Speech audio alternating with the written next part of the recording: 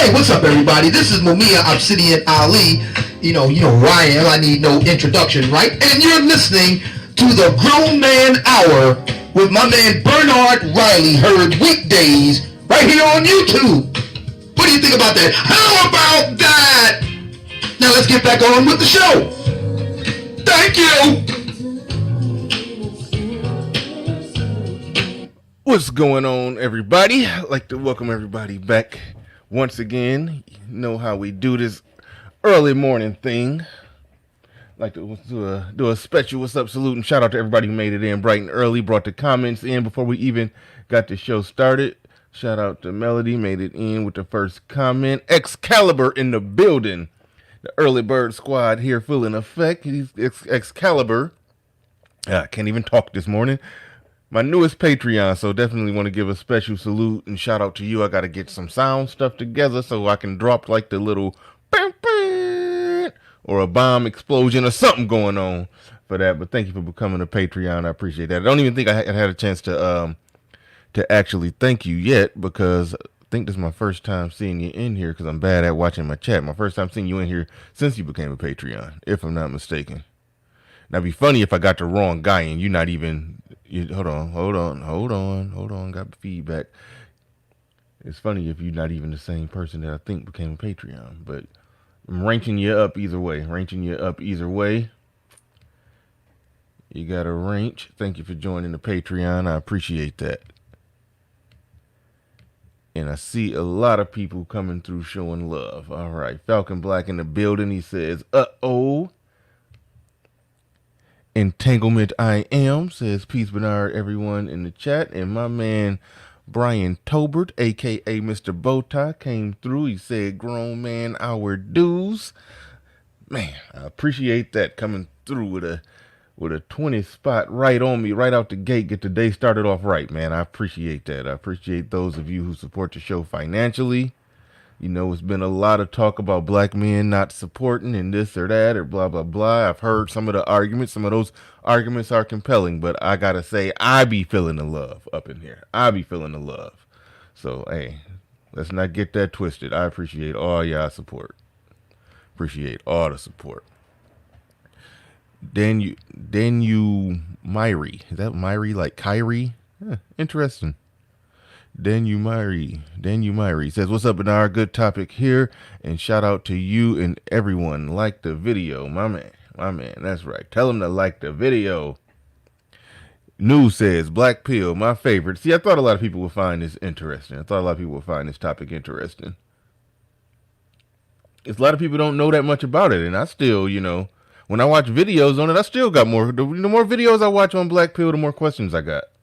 So I'll be honest on that one. I'll definitely be honest on that one. Okay, I'm just going to say CDA God 1. He says, salute chat and Bernard. Yeah, it's an odd arrangement of consonants. Once I see two consonants together, I lose my shit. I don't know what to do with that word. Kada God. I don't know what your name is, man. But that's what I said. CDA God 1. What's up and salute to you. Azen Sama, Soul Provider, Jedi Mac. I think we got it. Big Game Orenthal James in the building. Big Game Orenthal James. One of the best YouTube names ever. Cut to the chase. What's going on? He says, Black Pill, how many damn pills are you niggas taking? Well, I don't think the same person is taking all the pills. I think people each individual tends to take one. I don't know if you could take multiple at the same time. We might find that out today. But there is a black pill. It is a thing. And I have a special guest who I'm about to bring up right now, who goes by the name of BlackPilled Jaye, or BPJ, as you can see right there. Once I move hit the like button reminder, I'm gonna hit that a few times. Hit that like button on the way in. Let everybody know you're here. Shout out to Tommy Sotomayor in the way that he words it. Don't treat me like a side bitch. Let everybody know you're with me.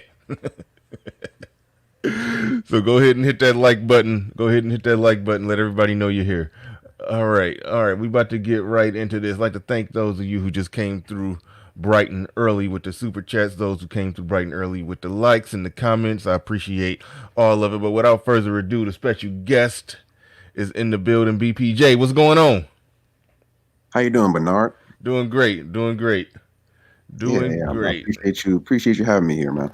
Oh yeah, You hear me well? absolutely. Oh Yeah, yeah, good.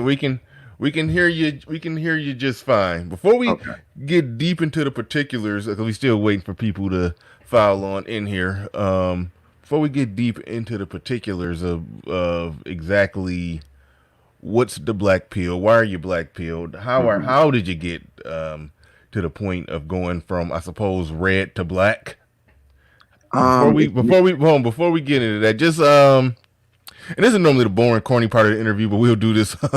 We'll do this as we wait for people to follow on in. Just tell us a little something about yourself, because it's weird when people. Okay, we all understand that there's a lot of perceptions out there about the black pill, but one of the right. perceptions isn't a 6'7" former college athlete. Because if I Yeah. understand, that's what you were. So how the hell did that you end up, you know, having an ideology that gets associated with incels? Well, first you gotta realize, just like with anyone, I was blue pilled back in the day when I was a college athlete. Mm-hmm. And those struggles in my blue pill phase was the same struggles that a lot of men have, no matter if they're attractive or not. Right. Just wait, why are women attracted to these things? Why aren't they attracted to these things? And why aren't I having the success that I want? So around 2015, I started to really stumble upon people like Tommy Sotomayor, and then that kind of led into a rabbit hole with like MGTOW. I mean, we all know a lot of us here have ended up in these spaces for one way or another. But it took me around to about I would say like 2016 when I started really to consume red pill content. Like Donovan Sharp. I would even consider Donovan Sharp, Sandman. Let's see, Black Ram 313, Mm-hmm. channels like that, and I would consume these channels and watch a lot of content for around I would say to about 2019. I still watch a lot of these channels even to this day because I still feel like the red pill and red pill content is important. However, um, it wasn't until I would say early this year, maybe a little bit before then, when I started to, again, I stumbled upon some black pill content, more specifically facing LMS. Well, here's how it really, even before that, I was fascinated, Bernard, with the idea of an incel. Fascinated because you got to understand, it's just, especially being a man, especially being a young black man, it's like your manhood often is tied to, unfortunately, it's tied to the idea of how many women you're able to have sex with or bed with or, whatever, smash, Right. whatever, Right. whatever. Hold on, real quick. I want to stay on that for a second. You said you were fascinated with the concept of an incel. I Mhm. think I can understand that only from this perspective, and you probably can relate to this because I ain't 6'7" like you, but I am 6'1". Always had an athletic build. But I do feel like with the personality that I had once upon a time, that if I wasn't 6'7" with Yeah. an athletic, I mean not 6'7", 6'1" with an athletic build, and you just over, some women, I'm just their type. They like a tall, dark, stocky built dude, athletic built dude. Some women just like that. I'm their type. I hmm feel like if it wasn't for that, like when I look at people who, 5'6" and can hmm still get on with the ladies because they got all that personality that I didn't have, I feel like I might have been. Okay, I don't know if to say I might have been an incel.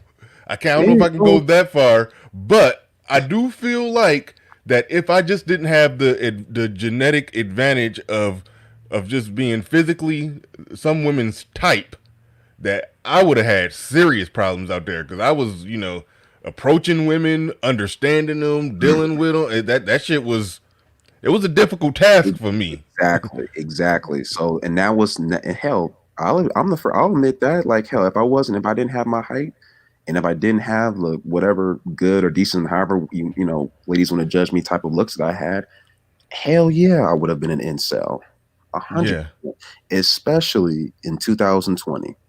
Especially in 2020. So yeah, I think that was one reason why, was because I was like, dang, if I struggled with women in college when I was 6'6", and a decent looking guy, I can only imagine what it would be like for a dude who was 5'4" and doesn't have a nice chin or, certain facial features. I can only imagine what it would be like for that guy. What the hell do we tell that guy? Oh, it's your game, getting it like, eh, it's crazy to me how we, not only going to go into this, but how we underestimate the factors that are beyond our control. It's kind of like, it's like, But well, go ahead. but hold on though. I mean, it's I think me and you prove that it's not just the looks, the game and the personality is a huge factor in it. Because you could have the looks. You could have the looks all day, but when you walk up to her and you're not sounding like you know what the fuck you're doing, Hmm. then she might have looked you up and down, gave you all the signals in the world. You walk up to her and you say some goofy shit, then she's gonna move on real fast. So that's why it's a balance between those two. But Tavares Wiley in the building says salute Bernard and chat. Thank you for the super chat. I appreciate that. And as you guys see right there, like, share, subscribe, and all that good stuff. Hit the links at the Cash App. I think somebody just hit the Cash App. And Ty City came through, says, peace, broski. What's up? Salute to Ty City in the building. And let me check my phone. Somebody just made that phone ring. So let me see who making that phone ring. Let me see. Hold up. Aegon Stark in the building. He says, salute, bro. You get me through my mornings at work. I'm honored. I'm honored to be of service. Honored to be of service. All right. Let's get back into that. We were saying something interesting that don't get talked about in this space a lot, because it's just assumed if you're tall and you got the looks, everything just automatically easy. Now it can be easy, but if you got deficiencies in other areas, like I had at one point, and it sounds like you definitely had at one point, that shit can get rough out there. It can be still rough out there. Yeah. Well, here's the Not thing. I'm just not incel rough. It could Mhm. just be, because every now and then some chick just gonna make it easy for you. Exactly. Yeah. But I think, yeah. And that's one thing that I had to learn about myself, because again, it's like when I look back at the women that I've either dated or hooked up with or whatever, it's like, well, shit, did they really date me or, sleep with me because of my personality and the shit that I said? Or was it because of my height and the fact that they found me cute? And also the fact that maybe I just didn't say something completely stupid enough for them to change their mind. yep, that's how it is. Just don't talk yourself out of it. Yeah. You're in the door with how you look, with how you look. Just don't talk yourself out of the pussy. Okay, we getting questions on the table. He says, "Isn't black pill when you're completely done with women?" All right, this is a good time. We got 134 people in here. Y'all hit the like button.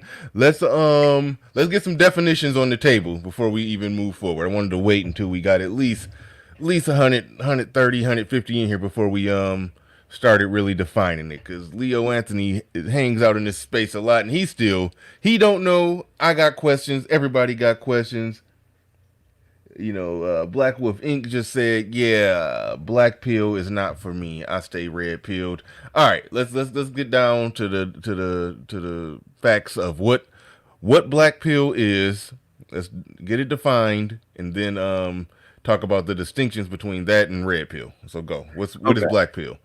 Here's what I'll say. My definition of what the black pill is basically genetic determinism. So the red pill will basically sort of state that, or I know that the red pill has this really broad definition, but when it comes to the topic of women, it's looks, money, status, game. You learn the nature of the true female nature, and that it's not all that it's cracked up to be. The black pill, whereas the red pill will tell you that if you improve yourself, if you lift weights, if you learn game, if you get your status up, if you get your money up, then no matter what, you will be able to attract the opposite sex or attract someone of the opposite sex who is attractive or X, Y, and Z. And I think that especially when it comes to black men, I think that's one reason why it's hard for a lot of black men to sort of to move beyond that, is because we're big proponents of game and to holler at a chick. Like that's really a part of our culture, especially with us black men. I would say that the black pill, to answer your question, the black pill is simply stating that it is your looks and genetics that is going to determine your success 99 or not, well, around like 95% of the time, in terms of how women are going to be able to look at you and whether or not you're able to date and procreate. So the black pill is essentially saying that most of this is beyond your control. It's if you're born ugly, that's most likely going to be a wrap, unless you get a whole lot of money, especially now in 2020. We can dive into that. So does that kind of answer your question? Kinda. So it sounds like black pill is just more of just a deterministic view of things. Is that what you're saying? Yeah, when it comes to the realm of, and there's other aspects to Yeah, that. I was just gonna say black pill doesn't just like how red pill doesn't just deal with women. Mm-hmm. Red pill, to be red pilled is to accept reality as it really is. Yeah. We could be talking about women, politics, science, or religion in that sense. Yeah, but there's a control factor in the red pill. So, for example, again, if we're just talking about the realm of women and dating, the red pill, you can learn game, you can learn like maybe elements of pickup art, you can learn things, tricks of the trade, and do things that are in your control in order to get what you want.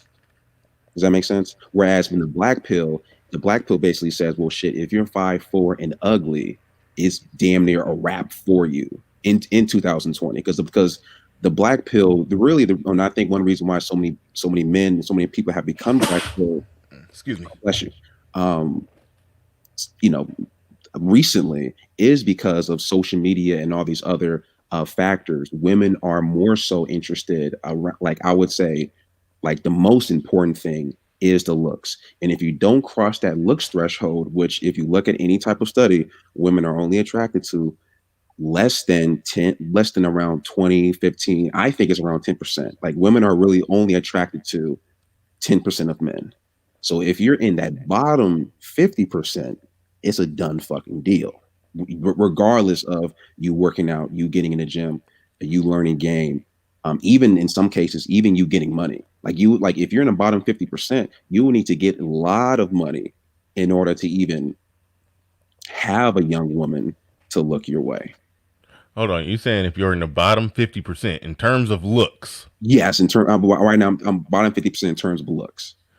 Then that means you're done with women. That's in your estimation. Well, no, women don't even see you. And also, let me just preface this. That's what I meant. In the chat, I'm in my late 20s. So the women that I'm dealing with, and a lot of these men that I'm referring to, are men between the ages of around, I would say 18 and maybe like 30, 35. And I know you have like a wide audience, but I just wanted to kind of get that out.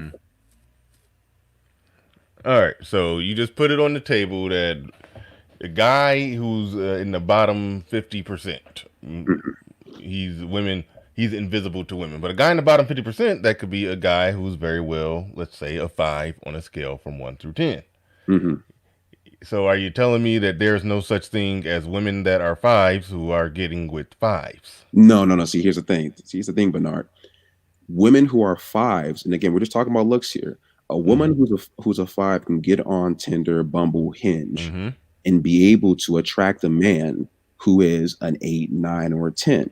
And because a woman who is a 5 can sleep with a guy who played on the Clippers, maybe not that high. Nah, you're going too high, but I know where you're going, and that's one of my arguments. That's actually one of my arguments. A woman can always fuck up a couple points. You know, if a guy wants fast, quick, easy, casual sex, he normally goes down a couple points. Women can go up a couple points. Yeah, you're right.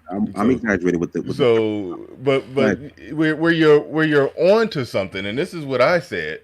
That woman who's a 5, if she has her head on straight and she actually wants, commitment from a guy who actually, wants to be there with her and wants to be there for her, Yeah, she'll get with that 5 if No, she no, no, no, no. if she has good common sense, because that 7 that she's getting with, she's a third or fourth woman in a rotation of a more select guy. So it comes down to a matter of, does she want to get, occasional dick after midnight from a 7, or does she want an actual relationship from a 5? Some of them will get their dick after midnight from the 7 while, dinner whoring and wasting the time and bullshitting around, dangling the possibility of sex over the 5s that they probably should be with. So that's where the guy who's a 5 can run into a problem. But if he's looking for an actual relationship, and he finds another woman that's a 5, and as BGS said in the chat, 5 is average. We're talking about it, just two average looking people. If he finds an average looking woman with her head on straight that wants a relationship and understand where she at, he can get that from her. So I think the argument is that the average guy who's at 5 or below, he can't get casual sex. He probably could get relationship sex from an average woman. What do you think about that? A guy who's a 5 would have to get a relationship with a woman who's around a 3. A 3, maybe even a 4, because the thing, especially if you're talking about the Black community, because look, I was a bouncer for about a couple years, and one thing that I did see when it came to couples is I would always see, if you see like a Black couple, and let's say one is overweight, most of the time it was the woman who was overweight, and the guy was actually a pretty decent looking or a good looking guy. And that's just statistically the case. Yeah. with Black people, you know the stats, 4 out of every 5 or something like that. So yeah, yeah. But anyway, BGS, if you're available, when I open this thing up, I definitely want to get your take on this one, because everybody is confused about Black Pill, and if I understand it right, you are Black Pill, and so hopefully you can add your divine infinite wisdom to this conversation once I open it up. Here's the thing. I think that BGS would marry women married down in looks. I think that might have been the case, because here's the thing, and women around, like young women, ages around 18 to 30 or so, like 35 or so. I mean, they're not really. Here's the thing, because they've been able to secure, not I want to say secure it, screw or have sex with that at 8, 9, or 10, no matter if they're 5, a 6, or 7. You got to realize these women would rather be alone if they can't be with Michael B. Jordan. Again, I'm exaggerating, but you understand what I'm referring to. I know what you mean. Yeah. So that's the era that we're living in. Women no longer, because again, they have the validation, they get so much attention. It's like the sort of currency of male attention doesn't mean shit anymore. So back in the day, even if it was 10 years ago, a woman who was a 5 would be a little bit more willing to date a man who was a 5, even if she already had her fun. But now in 2020, since again, women are making their own money, they're their own independent sort of working and doing their thing. No, a woman who's a 5 will look at another man who's a 5 and be like, no, like he doesn't fit the criteria. I mean, come on, you see it on Kevin Samuel's show all the time. I'm with you. Women who, especially Black women, but just women in general, because this is spilling off into white. I mean, this is, incels. Here's one thing I want to say though. There are far more incels than you think. Far more. I want to get into, we're going to get into that. There was a study. Well, hold on. First, before I get into that, I do want to point this out, because somebody is asking, wise man is asking, what does it more stand for? I just recently heard somebody say, this was a few days ago, they were saying, well, we've talked about that already. Well, we've covered that already, or this or that. If it's people in this space that don't know what it more is, that tells me that new people come in, people are rotating in, people are rotating out. So it's good to have conversations over. A lot of the old heads have been, not old heads, but people that have been here for a while may roll their eyes with some conversation. How people don't know this yet, but you got to understand new people coming in. If somebody doesn't know what it more stands for yet, hopefully you guys already helped him out in the chat with what it more stands for. I just wanted to point that out. It is important to revisit some of these conversations, because there's a lot of new people. I've talked to a few people that are subscribed to me, and some of them said they just recently found this space. So that's a good thing that, ground gets recovered. But we were talking about those incels. it was a study, and I did some content on this a while ago when I was, kind of bullshitting around with my channel, doing like one or two pre-recorded, 5-minute videos per month, just playing around with it. I did a video on a study that basically said among millennials, people 18 to 29 is what the demographic they use. They said last year 1 out of 3 Mm-hmm. reported not having any sex Yeah. at all. So I mean, a whole year of no sex, that's definitely an incel. So when you refer to, we have no idea exactly how many incels it is, or we wouldn't believe how high it is, were you essentially referring to that something like 1 out of 3? Yeah, but here's the thing too, Bernard.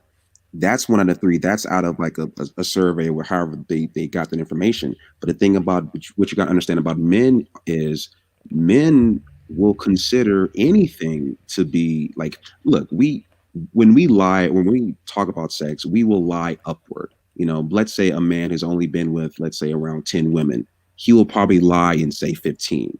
This is just the things that we've, especially when it comes to black men, like we're just going to exaggerate. So even though that study has said 1 out of 3 men, I actually think it's a little bit more because men aren't going to be completely truthful. So even if a woman just grazed another dude's dick or whatever, oh no, that shit that counts.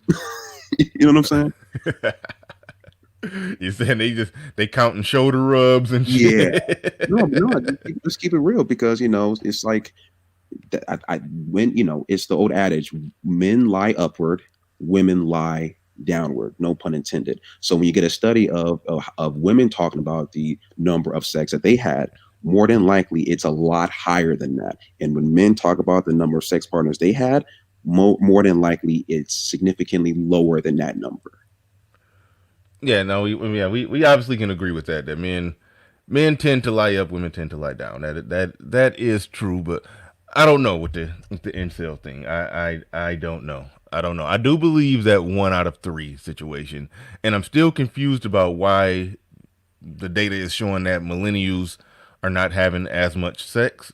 Maybe Oh that's yeah. maybe that's not a bad thing. You know Mm, it's a, the it's a pretty bad thing, man. I'm telling you. I mean, I don't want to, because look, okay. incel. Go Go ahead. Go go ahead. ahead, bro. No. Go ahead. Well, I was about to ask you why is it bad, but you was about to get into that. So go Yeah. ahead.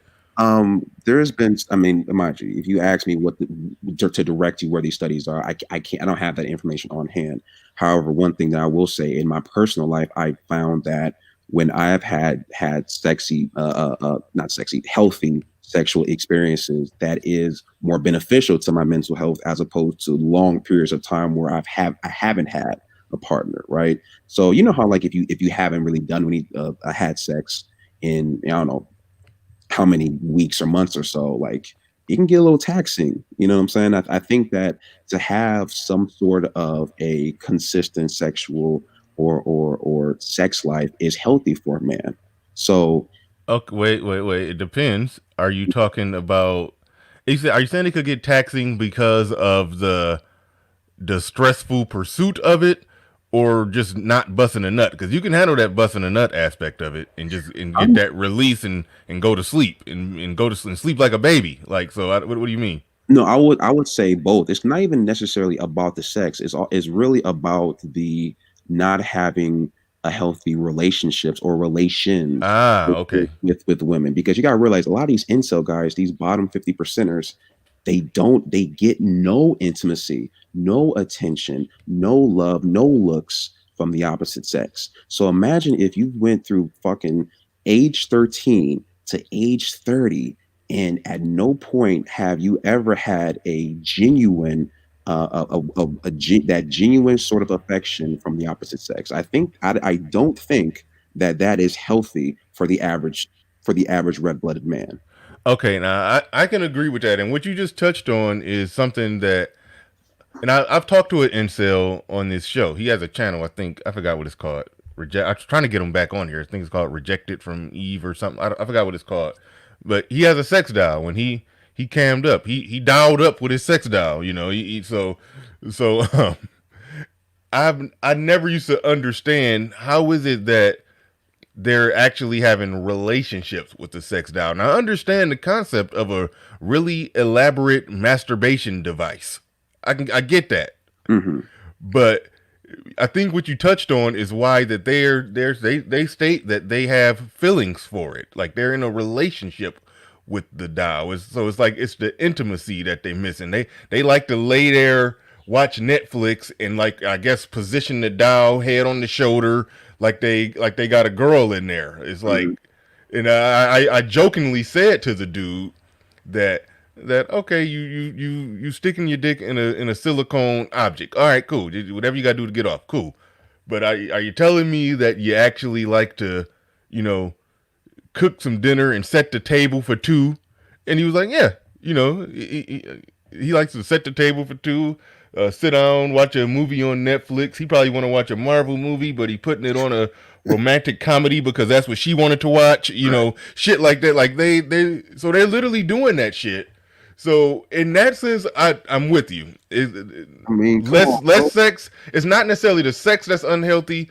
It's that they're not getting any intimacy at all. Come No. on. I mean, look, remember the movie Castaway? Fucking Yeah, I thought Castaway. I thought Castaway was some bullshit until I started talking to some of these guys. I was like, look, whoa. bro, like Tom Hanks was on an island. I think he was on an island for like a couple years, and he ended up making the Wilson, right? So you mean to tell me that men, and again, these men aren't on islands, you know, they're in society, they're having to resort to these dolls and these other ways of finding intimacy. That ain't healthy. That's not a good thing. Yeah. That's not. Yeah, I honestly thought sex dolls, they were just some really elaborate, expensive masturbation devices. That's it. But yeah, dude, yeah, it's a whole another thing going on psychologically with it, and that blows me away. I may have to do a show on that. I may have to do something on that. And plus with all the shit they doing in Japan, they trying to get these dolls to not be dolls. They trying to turn them into full-blown Stepford wives and all of that. But without further ado, Mr. Shane Vicious in the building. He says this dude sounds defeated. You could touch on that after I read the super chats. Justin March in the building. Thank you for the super chat. Let me see who else I got. I don't think I got no more that popped up. Oh yes I do. Melody, thank you for the super sticker. Appreciate that. And also, I mean, I know it's some good comments out here. I'm not reading the comments at all, but I know it's some good comments going on out here. Know it's some good comments, but what's going on? What's going on, Ed? You know I've been trying to get you on here for a minute. No, I was trying to put together a incel panel, even though I suspect Ed ain't an incel no more. I think Ed got him. What'd you say? You don't look incel. Ed got him some. Well, no, Ed be doing his workout videos. He's a big dude. I think he's lost some weight though. He was okay. I'll go ahead and use it. He was fat, but he be posting his workout videos, doing his squats and his bench press. He had like I don't know. He was putting up 315 pretty easy. So you know he keep at it. You know Ed gonna be running through brick walls like Juggernaut in a little bit. But yeah, Ed. His name used to be Ed the Incel. He changed it to Ed the Beefsteak. I think he got him some ass recently, and that's why he changed his name. I don't know for sure, but so yeah, I do wanna get him on about that. We got some more people in the building. Falcon Black. He says travel extensively before claiming black pill. That's interesting. We'll get in there. I'm gonna write that down. I'm gonna write down travel. What's your travel game looking like? Yeah, no, I mean, look, I haven't been out the country all that much, but here's the thing: there is a definitely a location component, and that's not something I'm not going to deny at all. Because again, when I'm referring to the black pill, I am referring to like how things are in the United States. I understand that if you might be a 6 in one area, hell, it can even be like sometimes within the country, because in LA it's going to be a lot harder than somewhere in the Midwest. You know what I'm saying? Right now I'm in Southern California, so Southern California is really tough. Oh yeah, you're in the most competitive market from what I hear.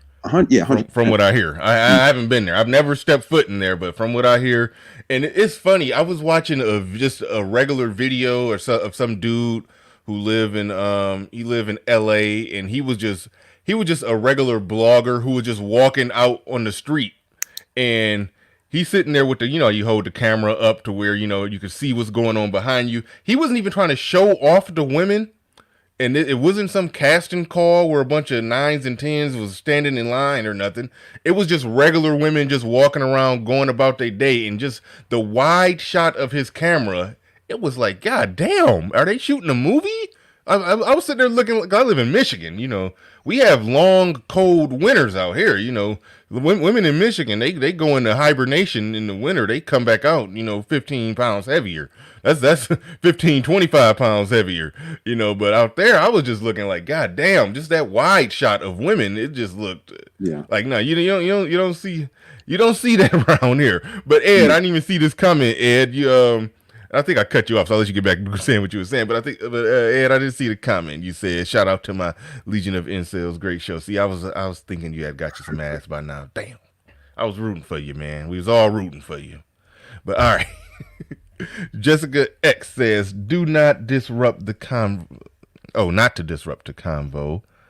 But can you ask him what an incel looks like, please? Are there signs? I don't even know if he... Okay, let me just put a question out there. Are you an incel? No. Okay. Have you ever had an extended period of time? What was the longest you went, after the age of 22? Oh, after the age of 22. I would say probably around like 6 months, maybe. Okay. Yeah. 6 months. I don't know if that qualifies as incel. I think it got to be over a year or two before we can really start talking incels. Because I've had a 3-month drought. Droughts happen. Mm-hmm. Droughts happen. So 6 months, that's just a drought plus probably being a little selective and picky. Like, would you have accepted pussy from a 3 during that time? No, but that's, again, I'm not an incel. I'm not, I do have standards, but you gotta realize there's a lot of dudes who haven't gotten shit and can't get shit who are around my age. Okay, now that's interesting. We'll hop on that. The perception is with incels is that they wouldn't be incels if they either lowered their standard or got with women's on their level. Like, for example, dude, you're 3. Why you holding out for a 5 or a 6? They not going to mess with you. You're 3 in the looks department. You're an average income earner. But when you look at that woman that's a 3, she's hideous to you, and you just will refuse to have sex with her. How much of it is that? It's not that. It's not that. Mm-mm. Okay. Let me ask you this, Bernard. You ever see like these because right now we're in the OnlyFans era, right? Okay. You ever notice how there's a lot of women who have OnlyFans who are average looking, or maybe even be below average looking, who are still making a lot of money on OnlyFans? He said it's average woman making. I haven't been on OnlyFans. I don't understand OnlyFans. You don't? Pornhub and X videos is free. I don't get it. Even if you look at Pornhub, okay, like for example, one of my favorites was because I don't watch porn no more, but she used to be Sarah J. Now, if you look at Sarah J, Sarah J isn't the. And I know you know who Sarah J is. Mm-hmm. Okay, Sarah J is not attractive. Sarah J is actually kind of an ugly looking chick. Now, sure, she does have a nice body. What I'm trying to get at is men are way more practical in the types of women that they know that they can get. So like attracts like 5s. Look, a 5 knows that he's not going to be able to bag that 9 or a 10, right? 5s is usually going to be attracted or go for a woman who's around a 4, 5, 6, or maybe a 7. So, and I'll reason my point to the OnlyFans piece is because a lot of these women who are making these OnlyFans accounts, they're ugly, but they're still getting a lot of men subscribing to them. So the question is, if these women are ugly and there's so many more beautiful women on OnlyFans, why would a man subscribe to an ugly chick? The reason being is because that man, since that man might be unattractive himself, it's more plausible in terms of fantasy wise to imagine himself with a woman who's a 5 as opposed to a woman who looks like, I don't know, Scarlett Johansson or Kim Kardashian. So men are actually, these incel guys, they're actually going for women who are on their looks match or even sometimes a little bit below their looks match. Yeah. Oh, to answer Jessica's question, why is she asking what are? I don't understand. What are the signs of an incel? What does an incel look like? Like a woman should know that. I mean, just look at a guy and say, even if you were 100 pounds heavier, even if you were fat, would you fuck him?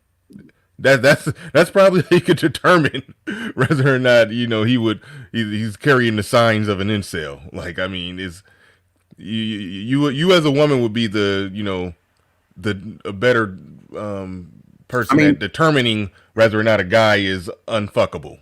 yeah, but here's the thing. Here's where the shaming comes in.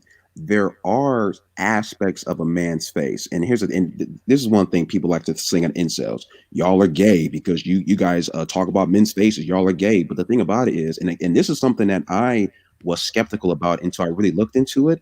There are aspects of a man's face that women find not subjectively but objectively more attractive than other aspects. For example, a strong chin. And mind you, women will say this shit. They will say, "Ooh, he got a nice strong chin. Ooh, he has steely eyes. Ooh," like they will say what it is that they really like. You know what I'm saying? So look, when you watch, I know you're an X-Men fan. When you watch these superhero cartoons, you don't think it's a you think it's a coincidence that Superman, Batman, Green Lantern, The Flash, all these motherfuckers got fucking big, nice chins and are good looking. Like they have a masculine sort of facial features. No, no, yeah, I know. I get where you're going with that. Yeah, no, there's no coincidence there. That's the reason why they do that.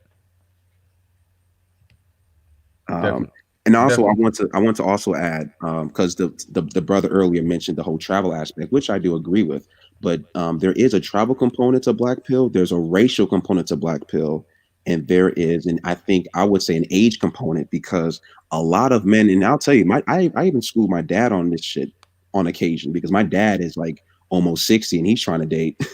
So I Oh, gotta let him know that, you know what, dad, like looks, and it's like most of the time when you're going to get a chick nowadays, especially because he dates women like around my age, it's like it's because they think you look good. It's not really about more or less the whatever that you said. And also too, he's an older man. I know that women are attracted to older men, generally speaking. But yeah, and there's a racial a component as well because a lot of these incel guys are guys who are I would say Middle Eastern and Asian, right? When it comes to Asian cultures, and there's like a whole yeah, epidemic of Asian women being attracted to white men. Like this, it's like a whole thing. Like that's something that is extremely common.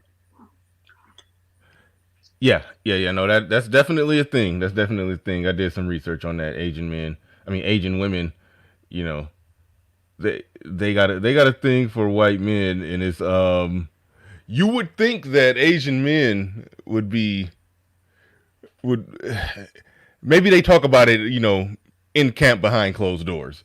It's not as much out there, it's enough out there about it to where it leaked out that Asian women like white men. They come over here, they tend to marry white men. White men are opening out of the closet about their like for Asian women, but this white women don't make a big fuss about it, Yeah, and Asian men tend to not make a big fuss about it. But amongst black people, it's World War III when somebody announced their like for a different race. But that's a whole nother story, whole yeah. nother show. Zachy says Sarah J saw more brothers in the NBA draft. Very true. Jessica X. Okay, now I see where you was going, Jessica X, when he said Ed don't look like an incel. So I wonder. Okay, that's a fair question. What made you just look at Ed and say he don't look like an incel?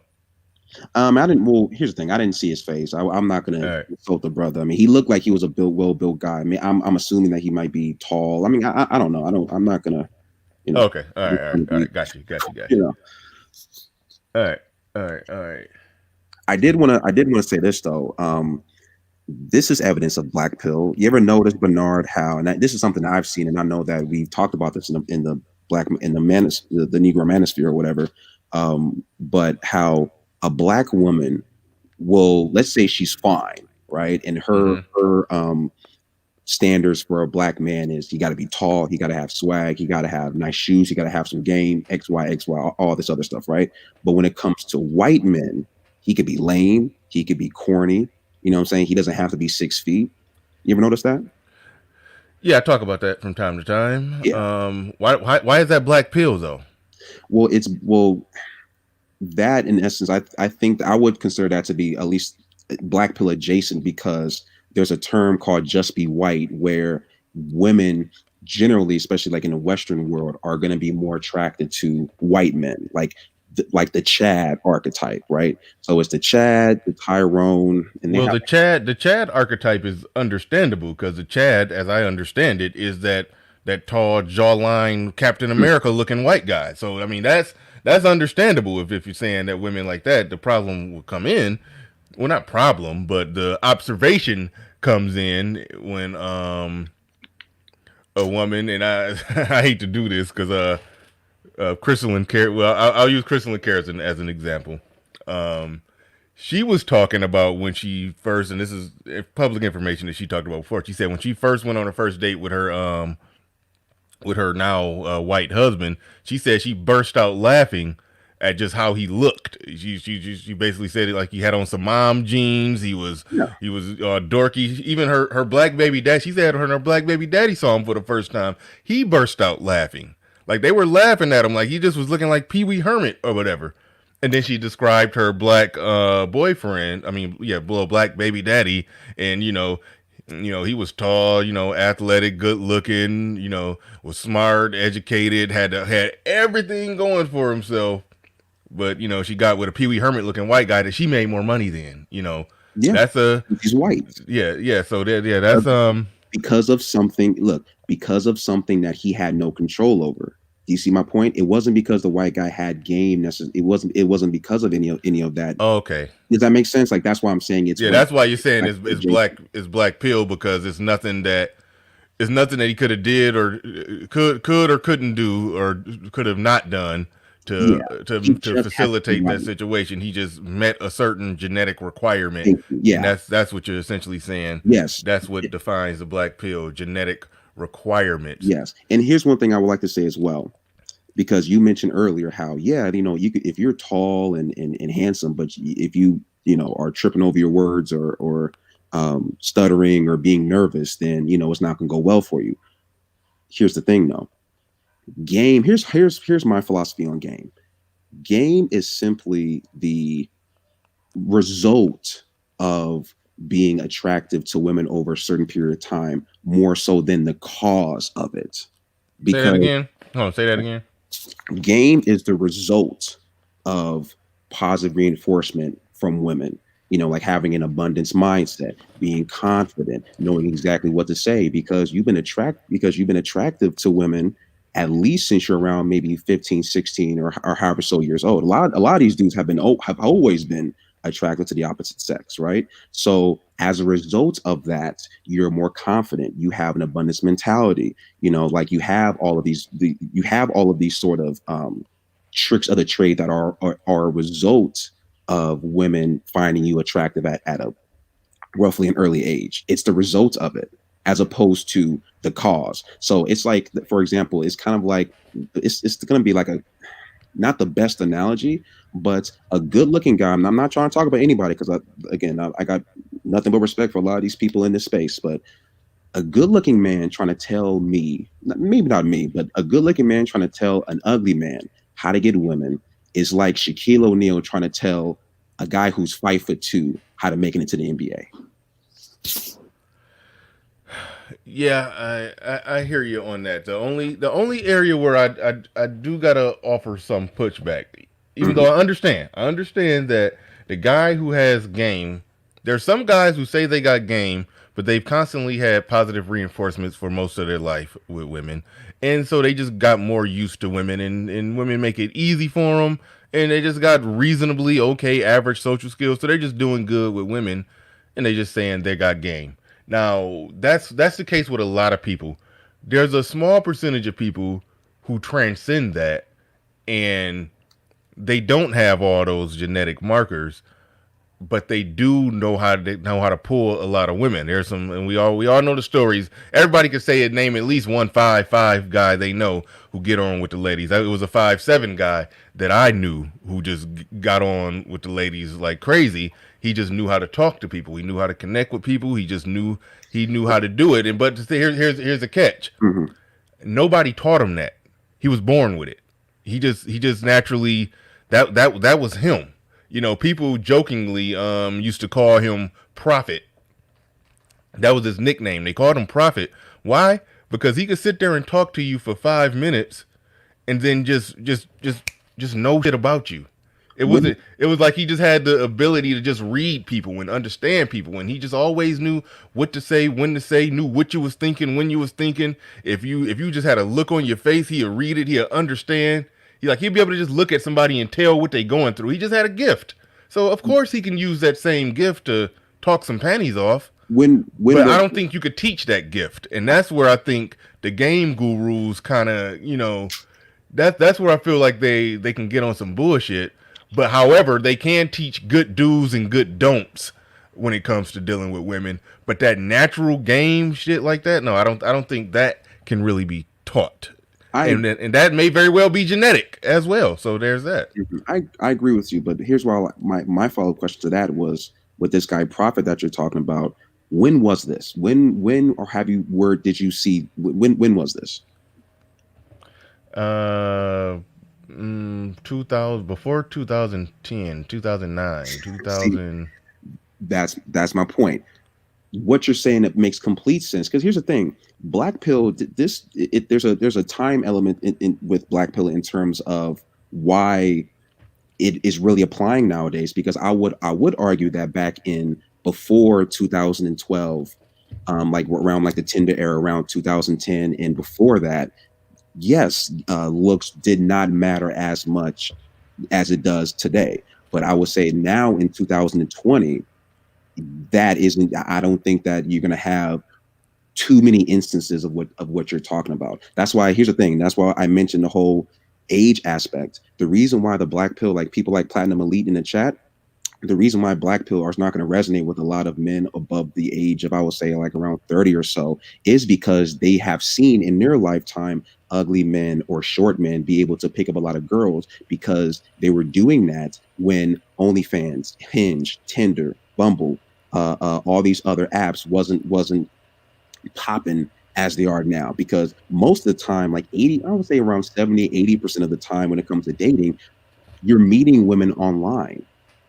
It's not like how it was back then. So people got to stop having, I'm not saying you, I'm saying people got to stop having this notion of, well, I've seen a ugly 5'10" of 5'4" guy get women all the time. And it's like, yo, that was back in like 2006. What are you talking about? Not saying you, Bernard, but I'm just saying, like. No, I understand. Yeah. I got you. I'm following. So you're saying the game has just recently changed with the online thing, and now it's even more of a black pill market. And by black pill market, meaning that women are just going strictly off primal, just genetic, just physical features and all of that. The pushback to that is that human beings are social animals, and to some degree. Yes, you could be socialized a certain way, and that's going to affect how you act. But some people are just more, just socially, just better at others. So there's a genetic component to personality. That's what I'm trying to say. I agree with that. No, there's a genetic component to personality. If somebody genetically has the personality, that's his genetics winning out. So I don't think you can just pigeonhole it to looks as much as you are. And one thing I want to come back to, because it sounded like you said, with being a 6'7" former athlete, that you had the looks, or so. I guess I'm trying to figure out where you're going in terms of saying, oh, it's all about looks, it's all about that. But I mean, it sounded like you were saying earlier that you got on with the ladies strictly, because of your looks. Yeah, exactly. But you're right. It's, okay. I would say it's look. I would say it's not. Look, here's the thing about game. I like to relate a lot of things to basketball.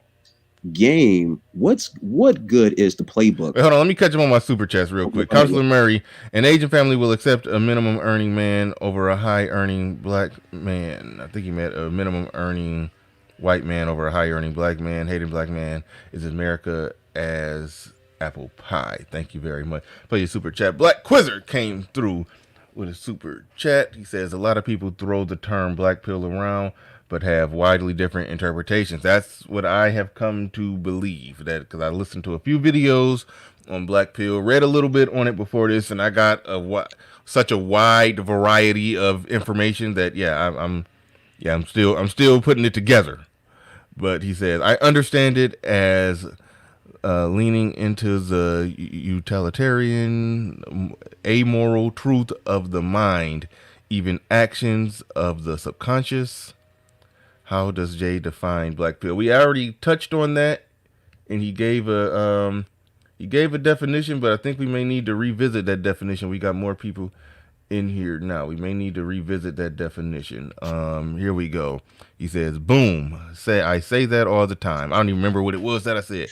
Oh, here we go. Oh, you can't teach a gift. Remember when I got flack for that last week?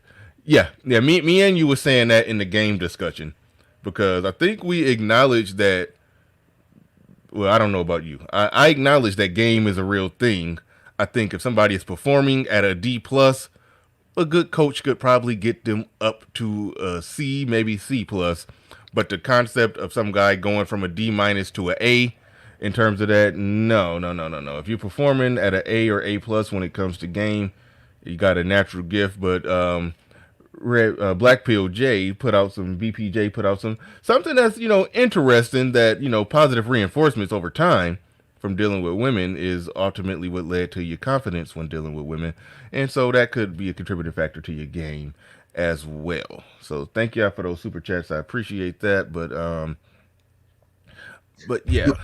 Yeah, I was gonna say, because you mentioned coach and how, look, I'm not game is important for a guy like me, because I cross for some women, I cross that looks threshold. So once you cross that looks threshold, now you're competing with other 7s, 8s, 9s, and 10s with that woman. Because look, I call it the invisible tournament, because whenever you're talking to her, you get her number, you get her social media, whatever, and you're interacting with her, you're competing with other men for her attention, time, sex, or whatever, right? It is what it is, but that's only after I've crossed that threshold of what I look like to her, because I've already pre-qualified. But what's game good for a man who doesn't qualify? It's kind of like giving the playbook to a dude who hasn't even made the team. What good is the playbook when he hasn't even made the team yet? Once you make the team, then you can compete and make and learn the plays, so to speak. okay, but with you being 6'7" and athletic, and you reported having droughts. I remember when you did a previous interview, and you were talking about how you had a really frustrated, hard time getting on with the ladies. Don't you think if you have better game or social skills and all of that, along with the 6'7", that you would have been a full blown college athlete, ladies man, knocking them down, like Kevin Samuels said, or what was his number? He said like 52 in one semester or something like that. Like, so yeah, I mean, wouldn't that be the case if you had game? Yes, but you're talking to a dude like me, because I've already you pre-qualified. Okay, so it's the yeah. pre-qualification thing. Yes. Okay, so all right, and so that's where you're saying where the game is at now. A line has been drawn in the sand. Yes. That if you don't cross this line, if you don't meet this threshold, you can't even play. It don't matter. You can have all the poker chips in your hand. You're not allowed to sit at the table. Exactly. So that's the case in 2020. That is the case for at least 50 to 60% of young men, I should say. You throw something out like that, you got to be able to prove. I mean, so you're saying that's a hunch. You're saying that's your hunch. That's what you believe. No, Bernard. This is just based on statistics. Look, here's the thing, and this is a question I ask. Really, I ask women on occasion. You can try this in your own life. Ask a woman out of 100 men that they. Here's the question that I ask. Let me be clear. Out of 100 men that you see on your college campus, or let's say you're even at the club or somewhere sociable where you see a lot of men. Let's see you take 100. How many men out of that 100 would you be attracted to? Every single time, like I should say, on average, it's 5. On average, that a woman will say 5. Here's the thing: they've done studies on OkCupid. They've done a whole bunch of studies when it comes to online dating, that women find not 50%, but they find around 70 to 80% of men not average, but unattractive. Unattractive. So we grade women on a bell curve. We find about 30 or so percent of women to be above average in looks, around 30 or so percent to be average, and around 30% to be below average. It's a normal bell curve, right? Women, it's completely skewed. They're only going to find around 10% or so of men to be above average to fine, maybe around 10 or so percent to be just average looking, and then the rest to be ugly, unattractive. Nah, that's what I'm trying to get at. So when I'm throwing these numbers out there, sure, I'm not. These aren't like hard numbers, but these are all numbers based on the statistics that are out there. These are things you can look up. Not you, but just anyone. Yeah. All right. So before I open this thing up, yeah, one thing that the chat has kind of mentioned it, and some people mentioned, oh, this dude, he sounds defeated, or and I want to address that. there's a seemingly doom and gloom element of black pill. The black pill outright. What was that? I said the black pill freed me, because what the black pill did was, the black pill basically taught me, like, yo, you're tall, you're a decent looking guy. That's why women like you, bro. It's not the shit that you say. It's not these little tricks and all this other stuff. For the most part, they're attracted to you based on that. You're already damn near in the door. So the thing about it is, like, if a woman, let's say I'm talking to a woman and she ghosts or she flakes, or maybe we go on one date and we don't go on a second date. Here's what I don't do anymore. I don't chalk it up to, well, damn, like my game wasn't on point. I should have said this. I should have did this. I should have X, Y, and Z. Like, and get into that sort of this hamster wheel of just blame, all that BS. I simply look back and I look at the reality. Hey, if she's an attractive woman, she probably got a whole bunch of other dudes in her DMs that she's talking to. She simply found another guy who she perceived as to be better looking, most likely, than me. And that's something I'm like, okay, cool. Now, a lot of that burden that a lot of men feel of, oh, dang, like I didn't say this, I didn't do that, I didn't do this. Yo, 90% of it is whether or not she's attracted to you, especially right now in 2020. Again, if we're talking about 2010, where women didn't have a whole bunch of these options that they do, then it'll been a different story. That's why pickup was so big back then. The reason why pickup is dead, one of the reasons why pickup is dead now, is because women can just go on their phone, get the validation, and find the Chad and the Tyrone that they want, that they can get. They don't need your attention, the attention of, they like the attention of ugly men, but they can always get a man who's a 6, 7, or I should say a 7, 8, or 9. They can always get them. They have access to those men now. All right. The link is in the chat. He's getting a lot of pushback. I think the Trojan Army about to come charging at you, man. Yeah, I'm cool with that. I think they're coming. I'm cool with that. Hopefully BGS could come on up. I know Zero is in the building. Hopefully Zero can make his way up here. Put him a lead on, because put him on. Nah, because I want to have a focus. I'm gonna let Platinum in, but a little later in the discussion. I want to have a focused discussion on what is and what isn't black pill, and whether or not the things that you're saying is right. Platinum gonna come up and call you a pussy ass, big bitch, broken incel, punk ass, sorry motherfucker. Who need, So we'll save that for later in the show. Okay. Right now, I want to get some well-researched people to let you know where you got it wrong. Okay, let's get it straight, because I actually had to go back and research this, right, for black pill, right? All right. The first mention of black pill was actually in Dalrock's comment section, right? It's actually from a guy who was an anthropology PhD, and what he was saying is that if you want to revert women back to the way they were, you would have to change the environment back to the way it was. That's what he was saying. In other words, what he's saying is female nature is actually dictated by the environment. And he said that's the black pill. If you look at the black pill truth without morality, that's what he was saying at the time. And that's where people picked it up for. That's the first mention of the black pill. And then this dude that was supposedly a true force loneliness changed it to Incel. That's where he picked it up and made a blog out of it and made it into genetic determinism. Okay. Well, really, the biggest thing since 2012, and is what they found out. Wall Street Journal actually, they've done studies on this, man. The reason is that millennials especially have a delayed maturity. They didn't go outside. They don't know how to interact with girls anymore. Because you guys are going on apps, trying to pick up dates on apps instead of heading your ass outside and actually interacting socially with these women.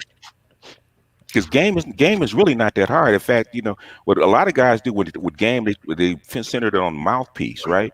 And they make it sound so fancy. Really, game is hard work. It's not that hard. You can learn game by going into a phone center and learning how to sell and get rejected. What's really happening in Kevin Samuels, because we talked about this, because I actually enlisted Kevin Samuels to help people like that, right? Mm-hmm. People that were educated, probably well-earning, not so good-looking. And what he found out is the same thing I found out. These guys are just afraid to approach. And really, a lot of guys that call themselves incels, which is supposed to be involuntary celibate. In other words, no matter what you do, you can't get a woman. It's actually voluntary celibate. Because I talked to the same guys, and I said, have you ever gone on a date? Yes. Okay, how many dates have you gone on? And since they were 18, 19 years old, they probably went on hundreds of dates. I said, okay, so there's a woman that was willing to go out with you. I said, what happened? Well, I didn't like her. So all of them? Well, they were single mothers, or this was wrong with her, that was wrong with her. A lot of times it's basically they're afraid to approach. And then they become not only socially awkward, but sexually awkward. Because after a certain age, you're supposed to know what you're supposed to do. And a lot of guys are just afraid. That's the biggest reason that you have this so-called incel explosion. They're afraid. It's fear. You saying it's fear from just the overall not learning social skills, being in the house playing video games, not being outside playing, and playing and interacting with women. And so you go to college, and then you concentrate on your studies and you do all that stuff, and then you concentrate on your career. Next thing you know, you're 25, 26, 27, 28, right? And you have no clue, no social skills with women at all. You've never developed it. So to even walk up to a woman and approach and say something is like, blah, blah, blah, blah, blah. And women at that age, you're almost 30 years old. Women expect you to know. Okay. And then in your mind, because you look at other men, you expect yourself to know. And that's what's really happening. So you make up all this stuff to actually say, okay, this is why I don't approach. Because as far as what women, I actually did a study, okay, about what do men find attractive, right? Guess what they find attractive? The top 20% of women, okay? And most of the women that are under that are not attractive. Guess what women find attractive? The top 20% of men, okay? But guess who they mate with? Women always, Bernard, you know this, man. Women always date down in looks. Because if they date up in looks, they have to come out of their pocket. They have to pay. And they know that. So women always date down in looks. If you go on Facebook and not look at who they prefer, but who they're actually dating, what their husbands look like, what their boyfriends look like, you'll find out it's pretty much assortive. Well, do you agree with this? That okay, if women, when it comes to a relationship, they will date down in looks, but when it comes to casual sex, they will fuck up in looks. When it comes to relationships, guys will date up in looks, casual sex will fuck down in looks. Yeah. Okay, that's more or less what I've been saying. I just didn't drive it home on the women's end of it to how they will relationship down. But yeah, I agree with that. Women they fuck up their relationship down, and guys fuck down and relationship up. Mm-hmm. That's I agree with that. Yeah, that's more or less what I've been saying. Just haven't worded it that precise. Yeah. So all right. Thank you. Zero in the building. We can't wait to get to ARC on this one. We're gonna go to Zero. What's going on? Zero. Oh shit, I muted you. Wait, you can should be able to unmute yourself to StreamYard. Somebody had background noise. Go ahead, Zero. You there? Yeah, I'm here. Hey, how y'all doing? What's going on? Yeah, BGS is right about what he's talking about. So the thing is, I don't think anything that your speaker, BlackPilled Jaye, he's not saying anything equivalent to give up. It's more like this is what you're up against. The problem when people listen, the first thing they think about is he's being defeated, blah blah blah, because he's speaking against hope. That's the biggest problem. He's speaking against that fucking hope. The thing is, my argument with game is it's not just one factor. It's all your attributes at once. The problem is niggas will deny attributes or try to make one attribute the one and only contributor, like when niggas reduce it down to just mouthpiece and nothing else. I agree with that. You're running on hope. So, and like when BG said, ugly men can get women without money. That's true. However, the cost outside of money is high, considering the effort that you have to put in just to get with the chick. But the thing is, everybody monkey dances. But if you're unattractive, you're likely not going to be first choice. And because of that, and because the rules are so lopsided in favor of women, they can exercise any fucking bailout option that they want out of the relationship. Okay. Because we don't have a society built in to check that. Okay. So you just have to deal with that in America. Ugly women pay as well. So he's correct about that too. Because in this society, if a woman chooses to try and choose like a man, she pays like a man. Exactly. So the black pill just acknowledges genetic determination. It acknowledges it. Everything else does not. That is really the big issue with it. So what the younger guy is talking about, the focus is on genetics. You can go to any dating site with any live cam system, and you can see this shit for yourself. So it's been like this for a while, and it's probably going to stay like this because social media has this intrinsic promise of instant celebrity, especially for women. I mean, the thirst is so bad, celebrities is out here getting curved. So I don't really know what to tell you. All right, let me before I go to ARC BGS, I do want to circle it back to this when we talked about how women will. Yes, goddamn, I'm sorry. Hold on, that loud ass UFO just rolled by. All right. Women, yeah, okay. They will. This is another thing that I said, that I understand that they will fuck up relationships if down. If they can. Okay, well, they can. No, if they can. I think they can. If they can, not all women can. Okay, yeah, not all women can, but I think we can agree that in most cases, a woman that's a 5, she can get some dick after midnight from a guy that's a 7. Can we? I think we all can agree. Yeah, maybe. We all can agree with that. And my theory is, what happens is that woman who's at 5, she's getting dick after midnight from that more select guy that's a 7, and she's bullshitting around. You know, she probably should be relationship down or just relationship at her level, but she's just going to bullshit around that guy that's a 5 because she's in the rotation of that more select guy. That's the only thing that throws a curveball in the women fuck up in relationship down. You want me to be completely honest? Of course.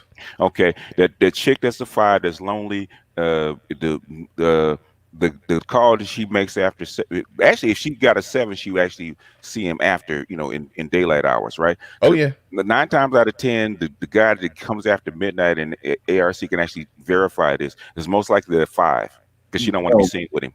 Bernard, can I interject? No, I think that's what men do. No, that's what I was. I was guilty. I was guilty of that one. I'm telling you. I was out in public. I was out in public with my 7s. I was with my 5s after midnight. Come on. That was me. Guilty as charged. Yeah, you gotta hide them. Yeah, I was. And women do the exact same thing. They hide them. No. Yeah, but all right, we gonna go to. That's a breaking case of emergency. If I haven't had no dick in like a couple of weeks, I'm gonna call my 5, just like you would. Yeah, but I think they wait in the wing in their rotation of their 7, especially the married 5s. Yeah. All right, we gotta get ARC on this one. I always know when I got a topic that's gonna summon ARC. But ARC, welcome back, man. Welcome back. Y'all make game. Panel Allen or Book Allen? I know that's what we're gonna start doing. It's probably Pano Allen. Oh, okay. Well, here's the thing, Is Bernard. there a difference between Book Allen and Pano Allen? There's a great difference between okay. Pano Allen and Book Allen. Okay. Oh yeah. Yeah, absolutely. Okay. Go ahead. ARC, you got it. You got it. Well, number one, I saw your new graphic logo. It looks pretty cool. Oh, thank you. Thank you.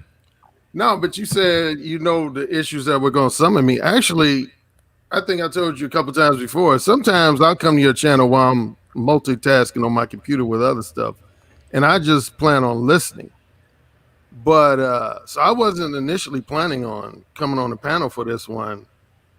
But once I felt like your invited guests start talking about game and, you know, taking jabs at the whole concept of game, I was like over here like, oh shit, here we go again. Yep. Here we go. Well, here's what I find interesting. He said a couple of things, even though he got a little pushback in the chat room, but not as much. But he said two things that I said, one in 2017 and one in 2018, that had brothers in this space going crazy, whereas he only got mild pushback. One, he started off saying that he feels like it's more incels, and I'm assuming he's particularly referring to black incels than most people would think it is. I said that in both 2017, 2018. Man, people came out the woodworks attacking me when I said that. Other thing is he's essentially saying, and a lot of black pill types say this, that, you know, they believe in biological determinism, and essentially that some guys, based on their looks or lack of looks, that they're not going to be able to attract the certain quality or quantity of women that they want to. That's true. I did a video in 2017. It was part of my beef with Obsidian. It was actually one of the first videos I did after I came on YouTube, where I start being known for a lot of my what they call angry rant videos. And I want to say this was my first angry rant video. I went the fuck off. Matter of fact, if you go to O'Shea's homepage, he has a brief clip of that from that podcast I did. Basically what I said, there's a percentage of you motherfuckers, y'all ain't never gonna smell the pussy of a 7, 8, 9, or 10. That's Believe true. that shit. Yeah. I said, I don't know the exact percentage. It could be 7 to 8%. It could be 12 to 15%. But I said, there's a percentage of y'all motherfuckers in society that are never, ever, ever, ever, ever going to sniff the pussy of a woman who's a 7, 8, 9, or 10. Mm-hmm. And people went crazy because that was the first time I'd ever said anything like that on my podcast. And But guys it's true though. That's true. That's fucked up, Alan. You would say some shit like that, and that's wrong, and that's cold. No, that's true. That is true. But I was like, shit, that's the fucking truth. It is the truth. The 7 is actually top 20% of all women because it's on a bell curve. It's not the 40%, top 40%. It's actually the top 20% of all women. So yeah, that's true.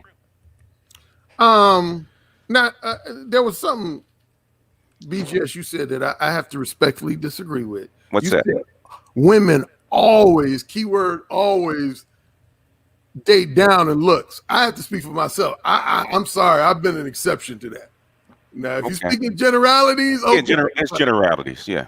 Okay. I didn't say always. I said women. I said women date down. Women will actually start dating down looks for relationship. That's what they will do. The vast majority of them will. Okay, I agree with that. You talking about practical women who are thinking practically, like they understand that, you know, they probably could get a guy who got better looks, but probably can't get commitment from that guy with better looks. So this guy who's a 5 or a 6 with a decent job, willing to commit, that's when they'll date down. Let me pull out my hood nigga for a second. All right? Okay, go ahead. Yeah, pull it out. Let me pull out my hood nigga. Okay, the motherfuckers I see coming up to the goddamn burger stand, right, with a fat chick and say she's a 4, right? Okay. And that dude is like even a 6, 7.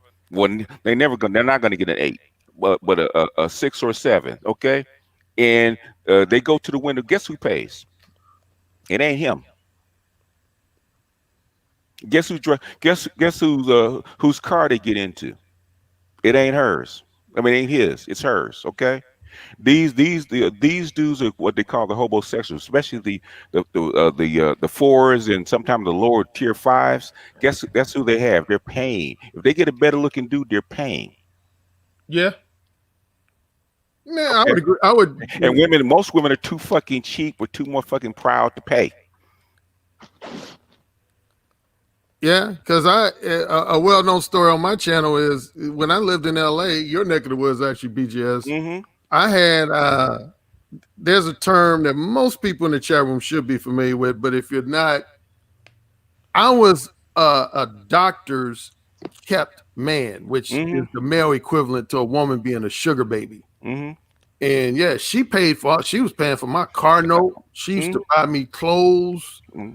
And you know, this was a wealthy doctor living in Beverly Hills. I didn't pay for shit when I was. You were a Mac.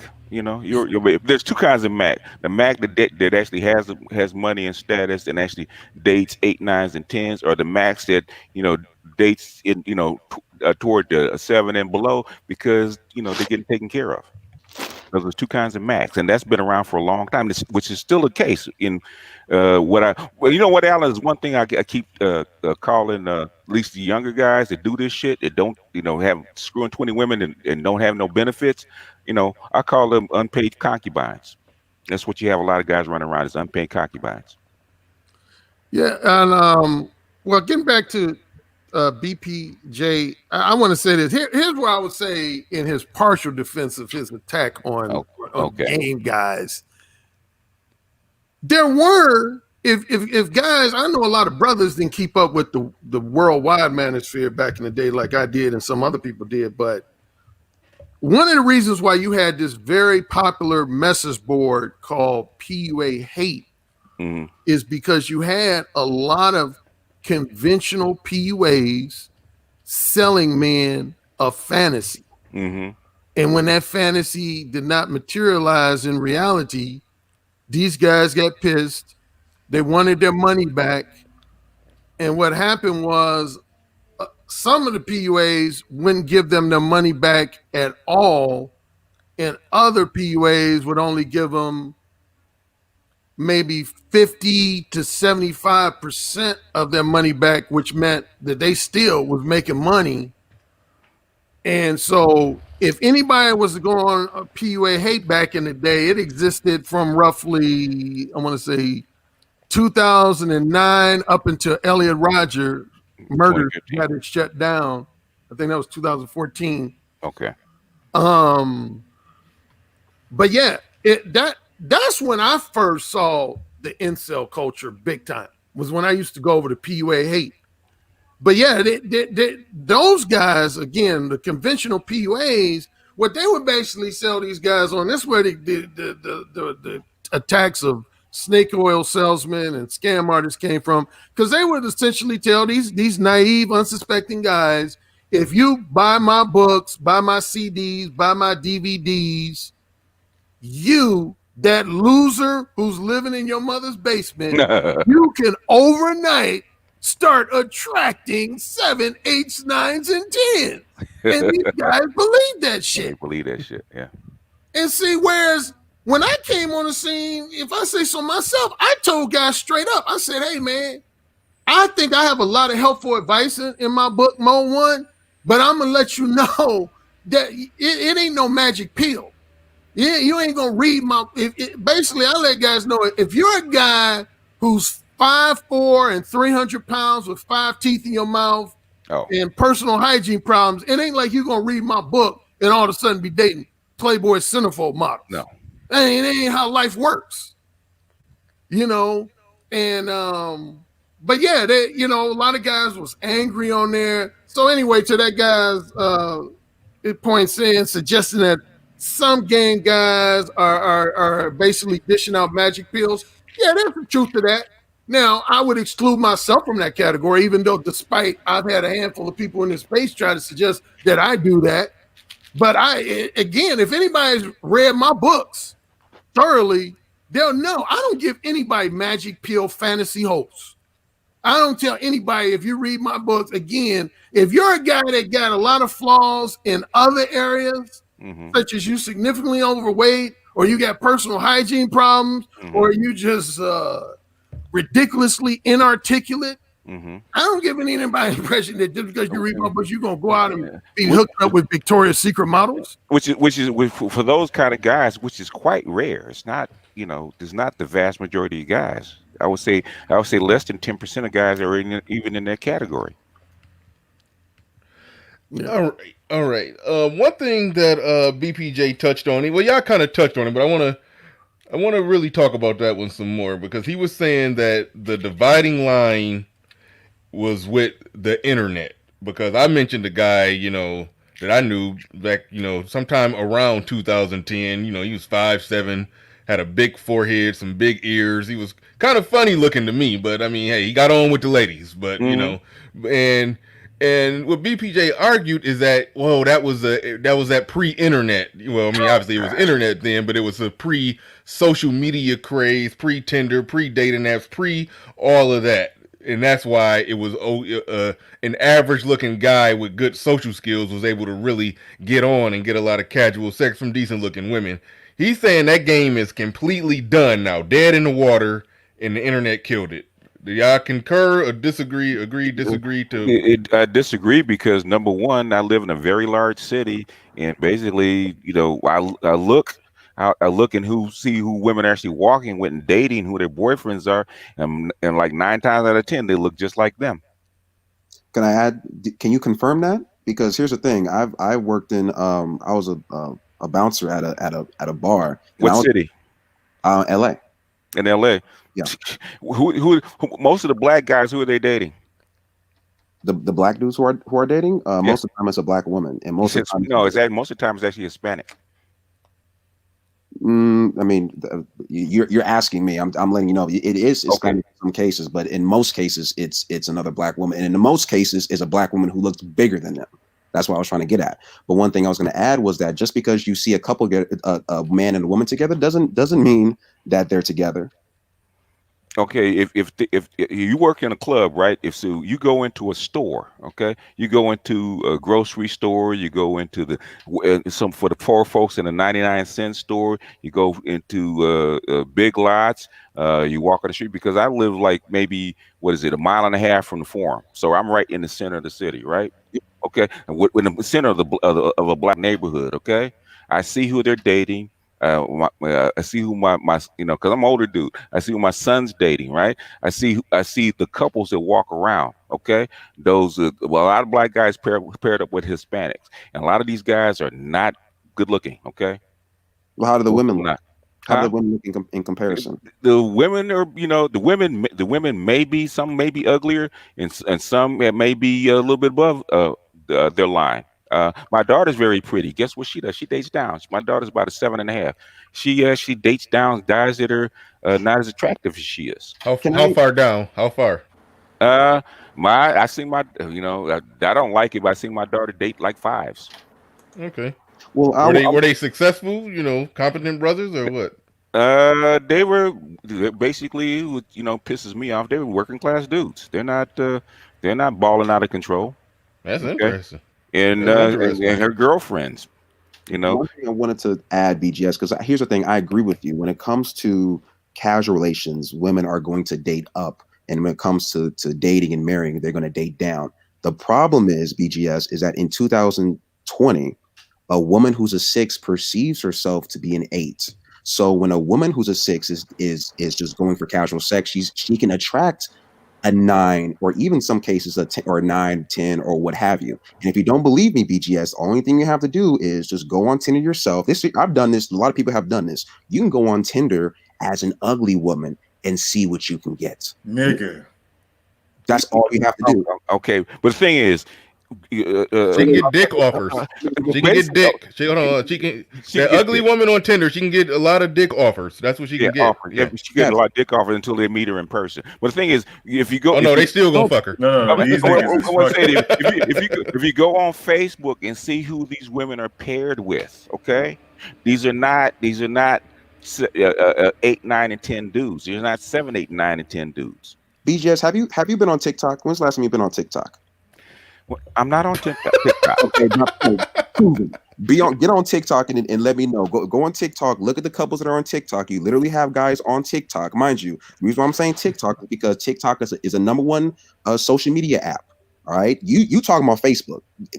The people ages 18 to 30, for the most part, they're not on Facebook. I'm on Facebook, but most people, and again, I'm not trying to be ageist or anything like that. But the thing about it is, these young men are on TikTok, they're on Instagram. Go on TikTok, you will see dudes who are I would say around 8s or 9s, who are attractive young men, literally with fat chicks. They got a fat chick on their arm. Why do you think they have a fat chick on their arm, sir? They're getting paid. They what? Broke by broke. Paid. They ain't got it. They ain't got it. They're getting paid. What good looking 8 dude is going to be with a fat chick unless there's a compensation for it? Wait. These niggas is thirsty as shit nowadays. They are not. No. These bitches are not paying these niggas now. If you go social media again, these bitches is out here getting everything. That's the problem. You guys are so wrapped up into social media that you believe what you see on social media instead of see it in person. Okay. That's an assumption. These chicks. What I'm saying is, it's not even about social media. It's about what you see on the street in person and how it really plays out. You see the same shit on the street. BGS, listen. I see the same shit on the street. Same shit at the gym before COVID. Same shit everywhere. Do you not understand that women are on social media? Yes.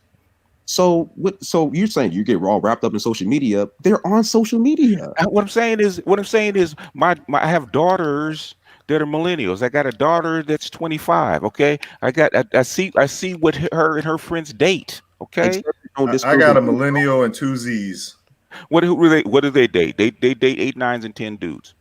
No, they date whoever's the hottest nigga on the app. Yep. Thank you. Who, in other words, where do they rank? I mean, as far as the guys, I mean, a lot of these kids got money and they're not bad looking kids. I mean, a lot of them are good looking kids. Where do they rank? Some of them are like 7s and 8s.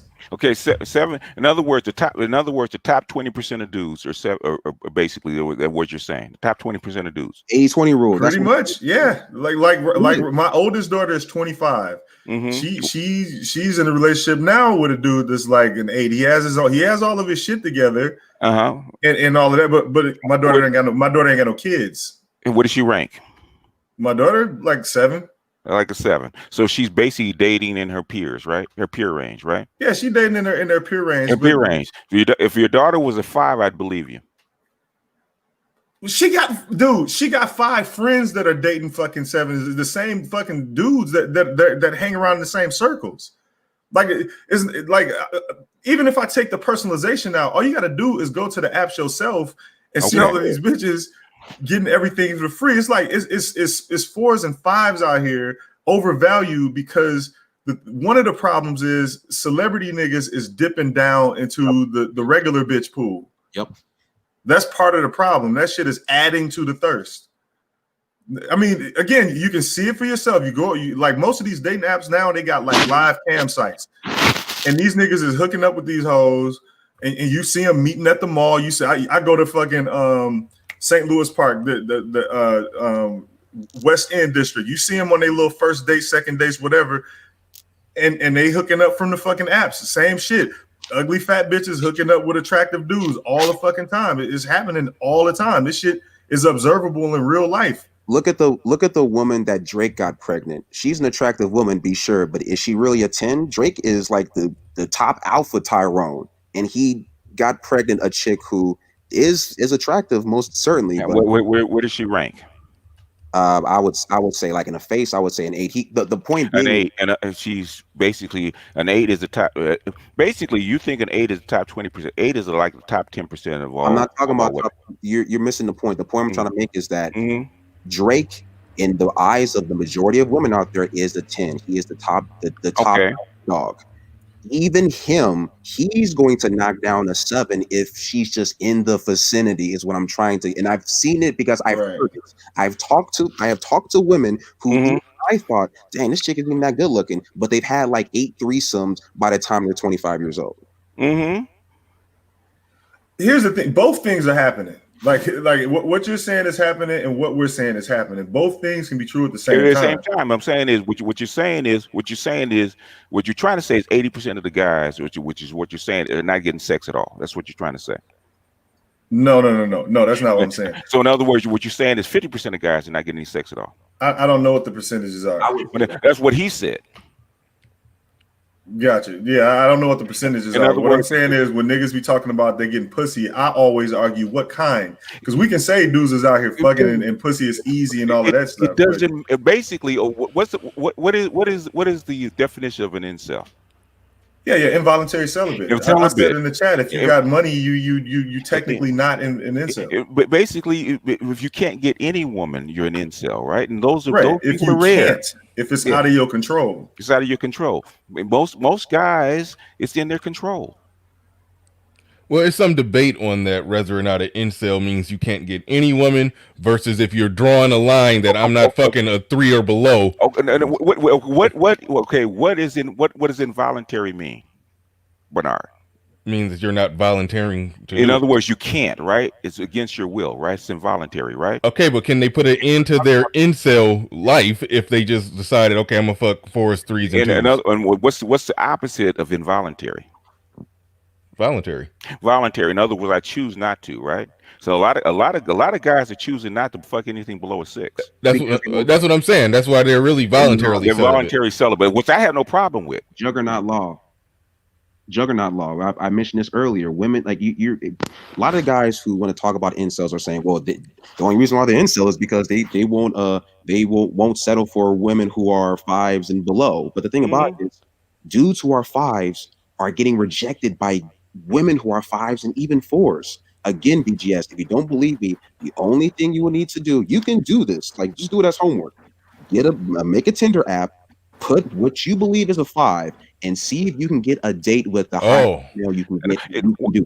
Okay, well, what thing is, what I want you to do, what I want you to do, what I would like you to do, get you a bunch of 5s, get you 10 5s, right? Take them out on the street, have them approach 100 women, and see if they get any kind of bite. If you can prove that 5s are getting rejected wholesale, I'll believe you. Wait, what? Putting yourself on an app is not the same. It's actually getting out and actually approaching women. It's not the same. Ain't nobody paying attention to nobody in real life. I think I told this shit the other day where.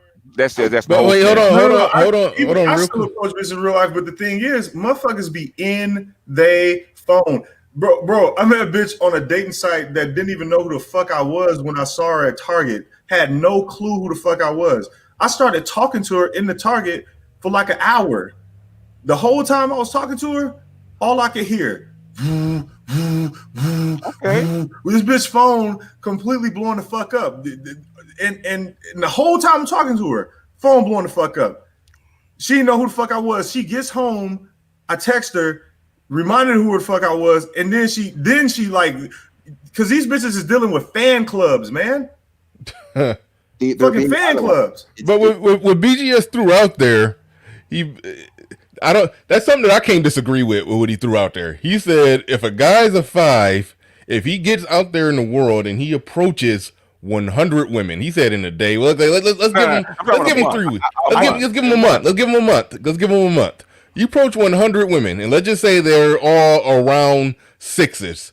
You're going to get on with bare minimum 5 of. 5 of them going to give you some play, even if your game ain't quite right. So it's about that approaching thing, It's about that social skills. They don't have them anymore. Basically, what's happening and what I'm noticing and what I'm hearing is basically that people are actually going in barricades behind the phone. But so basically, if you go, because I used to be a photographer, right? And basically, if you just go by a picture, a 2D image on a phone or a computer, basically, yes, of course, they're going to pick if you have like 100 guys or 1,000 guys to pick from pictures, you're going to pick the guy that's best looking. Same thing with guys. Will a guy pick a 4 in a dating app if he had a choice? Well, and I gotta give you pushback on that one. As somebody who's been on dating apps, or I spent like 2 years on fucking Tinder. Guys get on there and they just swipe right to the app tell them they ran out of swipes, and then they take. And then hold on. Let me lay it out. You just you get like 100 swipes, and then they basically time you out for 12 hours. So guys just get on there and just swipe right till their fingers bleed or till they get timed out, and then put the phone down, come back and see, okay, good, I got 5 matches, and then talk to those 5 matches, come back in 12 hours, wash, rinse, and repeat. Wash, rinse, and repeat. In other words, you've actually taken the phone and taken virtual reality and replaced it with real life instead of getting your ass out there and doing the hard work, which most guys don't want to be because they don't want to be rejected in real life. Yeah, it's I got you next, BPJ. But yeah, it's some guys who only do that on Tinder. I was doing that Tinder thing, and I was still going out on the weekend if I didn't have nothing set up with a chick that I met on the app. So I was still doing them both, but yeah, the guys. Where did you do better, on the app or in real life? I did better on the. Okay, see, here's the thing. In real life, my quality was better, but the quantity was more on the app. On the app, that when I talked about, I was being generous, saying fucking 5s after midnight. I'm giving them a generous 5. So I shouldn't be outing myself like this, but yeah, I used to. But people on these apps the same people you meet in real life, man. They're the same people. But here's the thing, because in real life I'm actually looking at a woman and it's in public. Who I would approach, she would be better looking than on the app. It's like, oh shit, she matched with me. Oh shit, I ain't really feeling her, but oh shit, she sound like she down. Oh shit, okay, all right, whatever. So that's how it goes on the apps. So it's kind of a tough thing, but getting on that app, you can make some shit happen. But the guy who actually gets out there, because it's very difficult to approach 100 women. Let's just put that out there. It's easy to swipe right on 100 women. So there it is. Yeah, there it is. And it's hard. Like I didn't, and like I said before, I'm a taller athlete. It's some. Like I didn't have my game and mouthpiece, all that was below average. I got on with it was some women I was just their type. They like a taller, darker, athletically built dude. Once I improved the game, the social skills, and all of that, then I started doing pretty good. I did better, but overall, it's which is all real game really is just improving your social skills. Really is. And there's many games, including money, style, clothes, all that kind of stuff. All that stuff actually goes into it. But the thing is people tell, oh man, you just got to talk to bitches. There's more to it than that. Yeah, but even Platinum Elite says there's more to it than that. Yeah, when you're a social introvert, like I was my whole life, they used to have to make me go outside. Like if I had a brother and 2 cousins that were pretty much the same age as me. If they didn't need a 4th man for a 2-on-2 in basketball, I would have never left the house. They used to drag me out just so they can do a 2-on-2. That was the only reason I got out the house. And then you were forced outside the house. You were forced to interact, and you're forced to develop social skills, which parents don't do to their children anymore. Yep, but I was that natural introvert. Yeah. So and I ended up getting married young, but after my divorce, and I was single at 31.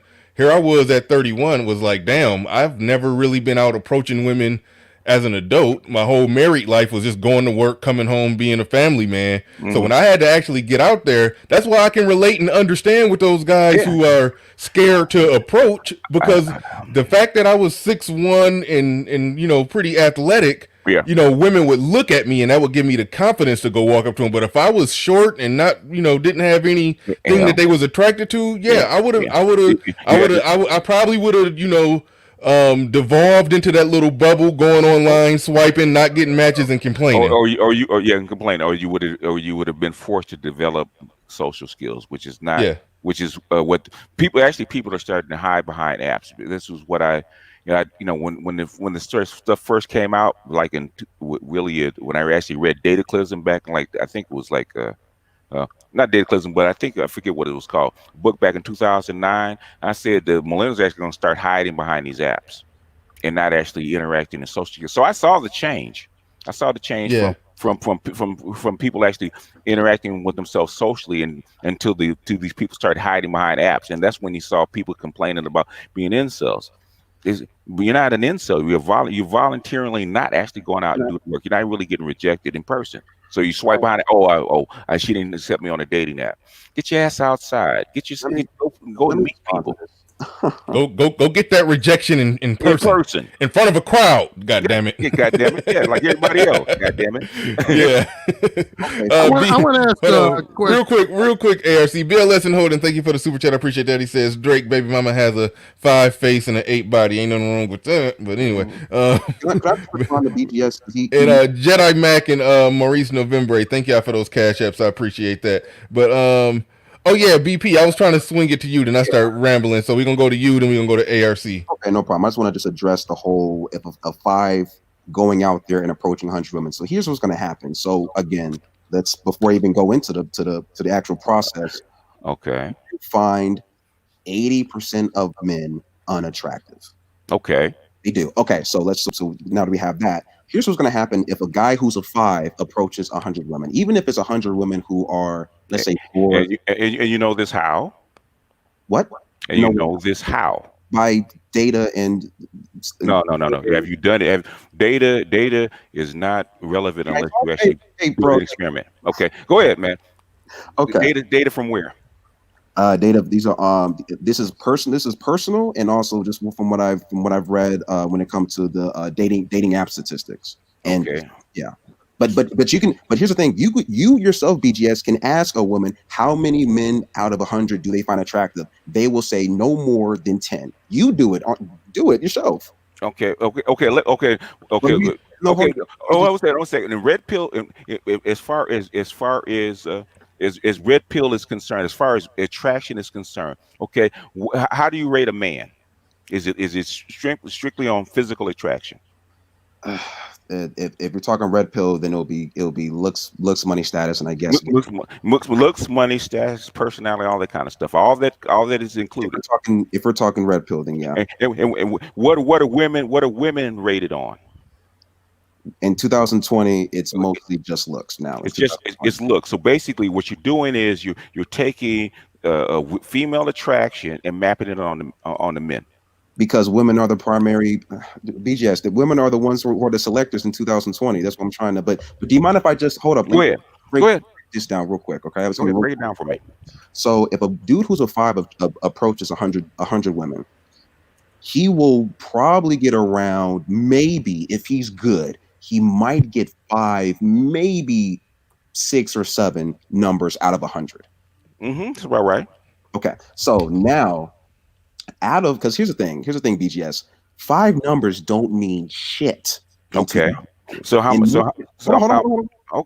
I mean, well, let's okay. I know what you're saying, but the thing is, let's get to the details, and then before we get give me the steak before you give me the sizzle. Okay, just I'm real quick. That's just part 1. Part 2. Out of 5 numbers that he gets, he's going to try to. Let's say he's going to try to get meetups with all 5 women, right? He's going to get maybe, again, this is if he's good, he might get 1 out of 5.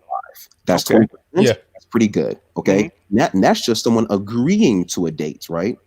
Now let's look at the women's perspective, because there's a flip side to this. Every woman, if she's decent looking, even if she's around a 5 or a 6, but you can just look in the phones of a woman, they're going to have at least 20, 50, 100 and more men on Instagram, on TikTok, on this dating app, on that dating app, in their messages. These are exes, guys who are approaching her, who are in their phone. So even if you get the number, BGS, now you are entering another tournament within her phone. They're competing. Now, the 5 that you're saying who needs to go out there and compete, he needs to be the best out of all of the men who are already in her phone. But he's a 5, BGS. He's a 5. Go ahead. In other words, that's theory, right? In fact, Alan, me and Alan actually talked about this, right? Okay, even in pickup, okay, your hit rate is probably going to be 3%, and that's been defined. If you actually get out there, this has been defined for a very long time, right? Your hit rate's going to be 3%. Not for a good-looking guy. For any guy, a good-looking guy. No, it's not for every guy. If it might be Jordan Boston, okay, he's not going to have 3%. You asked me not to interrupt you, right? No, but I'm just you can say. Go ahead. Let BGS lay it out. Let Ask me not BGS. to interrupt you, okay? So Yep. So All right, you're right. BGS got it. I got one. I didn't get a whole sentence in before you interrupted me. Okay. The hit rate's gonna be 3%. That's pickup, right? So that's right. So the thing is to approach. Okay. What most guys don't do is approach. I actually saw a guy, and the guy I saw do pickup. He's ugly. He's skinny. He did mode 1, right? His hit rate as far as his actually finishing rate was like 3 or 4%. A good-looking guy, okay, if he goes out and approach, say Allen goes out, Allen at his prime hit rate is probably like what 20-30%. Because that's about right. If you're a good-looking guy, and you have reasonable social skills, right? Or reasonable social skills, your hit rate's going to be about 20%. If you're 8, 9, and 10, your hit rate's should be at least 70%. Because you don't have to do nothing but walk around. You don't have to have game. That's the whole thing about a really good-looking guy. He don't have to have game. Okay, all he has to do is show up. Black Wolf Inc. says, interesting conversation. Fellas, Shazam, and thank you for that super chat and the Cash App. Just sending super chats and Cash Apps at the same time. I appreciate that. Jack Spade said, the math is a guy talks to... Actually, you know what, Jack Spade? Boom, there you go. Go ahead. go ahead and make... Wait, no, damn, I got to go to ARC. I got to go to ARC first. So I'm going to let you reiterate this point live on the air. But he says... down to science. That's true. Yeah, well, what is he saying here? It says, the math is a guy talks to 20, might vibe with 7. After more talk, really vibe with 3. After a few dates, down to 1. Kicks her to the curb within 30, 45 days. Watch, rinse, repeat. So basically you get about 6 to 7 women per year. So all right, go ahead. ARC got the floor. Go ahead. Well, before I ask BPJ a question, I don't want to deter the conversation towards me specifically, but when I first got on the panel, I heard Zero say there's book ARC and panel ARC. I'd be curious to know what the difference is. I did ask that question. Yeah. Because I read your paperback, and then I read I'm going through the audiobook now, and the audiobook is way more detailed. Way more. There's a lot more clarification. There's a lot more straightforward information versus Panel Allen, who basically just spazzes the fuck out. Yeah, I was about to say, audiobook Alan is like, right. Well, what you have to understand is that, and then that's book Alan, but panel Alan, you motherfuckers need to know that You're right. That's like, okay, I agree with that. I agree with that. The nigga who should be marketing the book should be book Alan. Okay, I'll be a good sport, Bernard, but as you know, what do you think contributes to, as you would call it, panel ARC? When I'm talking in my book, panel niggas make panel ARC come out. No, but the problem is, book Allen should be the one marketing the book, not Panel Allen. Panel Allen markets the book. Book Allen should be marketing the book. MOT said you in a fight with yourself. Panel Allen and Book Allen are having a fucking fight. You niggas need to agree and just have only Book Allen needs to show up on the panels to market the book. But Bernard just hit it on the head. Without getting long-winded, in simple terms, panel niggas bring out the panel version of ARC. I'll give you a good example. Is Gab Talk Media. He's done 2 interviews with me one-on-one. If you were to listen to those interviews, all you see is book, what you would call book ARC, because he don't be having these typical panel niggas on his shit. We have a mature, intelligent conversation, but when guys start saying stupid shit to me or disrespectful shit to me, yeah, you gonna get what you would call panel nigga ARC. But anyway, Big BPJ, what I wanted to ask you is, but first of all, I heard you say something interesting. So you say that the idea of money and status is part of a red pill mindset. Did I understand that to be right? Yeah. Explore that. Yeah, I think that those are the aspects that you can control That's why I say that that's more so of a red pill thing. But I think that now in this 2020 space, because women, especially young women, going on OnlyFans and being able to make the money, I think that status is definitely, I would say, second. But money, in terms of young women, I would say women around the ages of 18 to around 32 or so. I think that money isn't as important as a lot of these red pill guys may think. Whereas looks, the how you look, your height, and those uncontrollable aspects of it, gym aside, because that's a sort of a different conversation, is really what women are just sort of looking for off rip. And then again, like I said, once you cross that threshold of, oh, you're fine, like you qualify, then the game can play more of a factor. But overall, game, in my opinion, shouldn't really apply to most men, because most men do not make the qualifications of looks. Well, I would say this. I don't, and I know we all, and honestly, everybody knows me and BGS had a philosophical difference about some of these connotations, definitions. More with him, it was mainly to do with black pill, but I don't see money and status as being a big factor as I see red pill. Here's, without getting long-winded, here's how I simplify red pill. How I see red pill is just simply you understanding that women have more similarities to men than the average, naive, unsuspecting man would be willing to acknowledge. For example, see, a lot of blue pill guys, they think the vast majority of women are these innocent, sweet, good girls who will be monogamous to you in a relationship. Or they think that, secondly, that there's another small percentage of women that are just total sluts. Whereas red pill leads you to believe that, and I explore this in my book, Who Said Again, that most women are in those shades of gray in the middle. Mm-hmm. They're not the total good girl that, again, that a lot of blue pill guys think they are, but they ain't all total sluts either. Mm-mm. There's a lot of sexually duplicitous women in society. So as it relates to dealing with women, that red pill applies to various aspects of life other than just dealing with women. But specifically as it relates to women, that's how I see red pill, is when you come to the realization that the vast majority of women basically got both sides to them. They got a good girl side that they'll show to some men, but then they got that kinky freak side that they'll show to other men. Mm-hmm. And so I don't think money and status plays into that. But what I wanted to ask you, since the subject was black pill and you discussed red pill, what would you, in your opinion, your experience and observation, what would you say are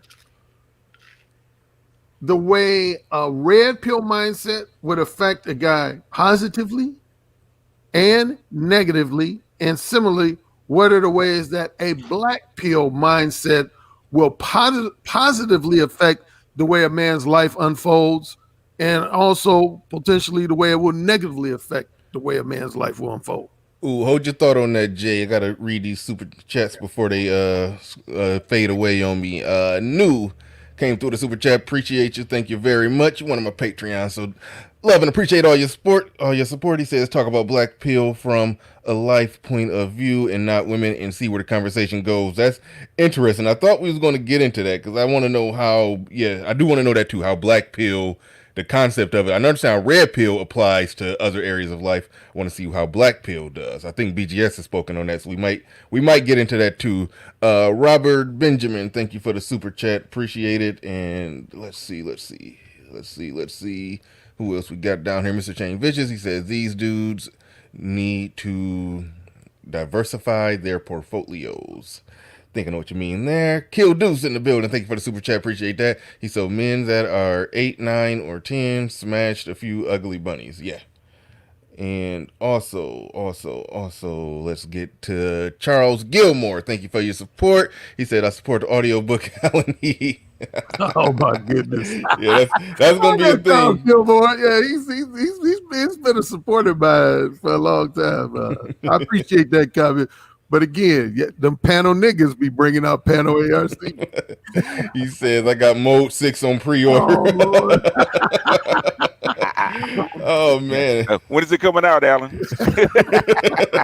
Panel ARC equals and this nigga tail circle 96. Oh, here we go.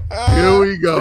I was a piggly wiggly when I told this woman in aisle 5, you gonna suck this dick. I don't even think they have Piggly Wiggly in the Midwest. He said masculine energy mode 7 game. All these mode jokes coming out. Now it's gonna be mode 12, mode 11. Oh, we got to start a hashtag. Special shout outs to your ARC, BGS, and 0 Point. Awesome. All right. Hopefully you held your thought, BPJ, because you got the floor to answer ARC's question. Go ahead. You got it. I'll try to answer it quickly. I think that it depends on the man. So, for example, I think that when we're talking about a red pill, how it might affect the red pill guy negatively is if he was married or if he had an idealistic sense of how women were, just like you said, like, how a woman is all nice and they're about romance and all the things that these Disney movies have basically bullshitted into us. You know what I'm saying? So I think that might put a man in the red pill rage, and that could be a negative effect. Whereas a positive effect, a man can obviously absorb the red pill and be able to use that knowledge to self-improve, whether it's in his finances, game, working out, confidence, and all those other aspects that are under your control. When it comes to the black pill, however, I think that most of the time, if a man takes a black pill, is going to result in him, I would say, negatively, in a sense that there are a lot of doom and gloom guys, a lot of negativity in the red pill guys who are like, one of the catchphrases in the black pill spaces, it's over, meaning, there's no way in hell, like you're never gonna get a girlfriend, you're never gonna have successful relationships, right? Someone like me is in a different position because since I'm taller and good looking, I would argue that the black pill has actually affected me in a positive way, because now whenever I am able to attract the opposite sex in bed or what have you, I understand that for the most part, these are factors that were not in my control, more or less. Most of the time when a woman is dealing with me, like I ask them, like, yeah, like, why you like me?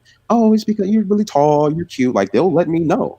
You know what I'm saying? So I think that's what it does for me, is it alleviates all of the pressures of, oh yeah, like me being able to say this thing or to do this X, Y, and Z. And now I will say, like I said before, game definitely plays a significant factor because of where I rank, in that I'm pre-qualified for some women in the looks department. However, I understand that most of the work has already been done.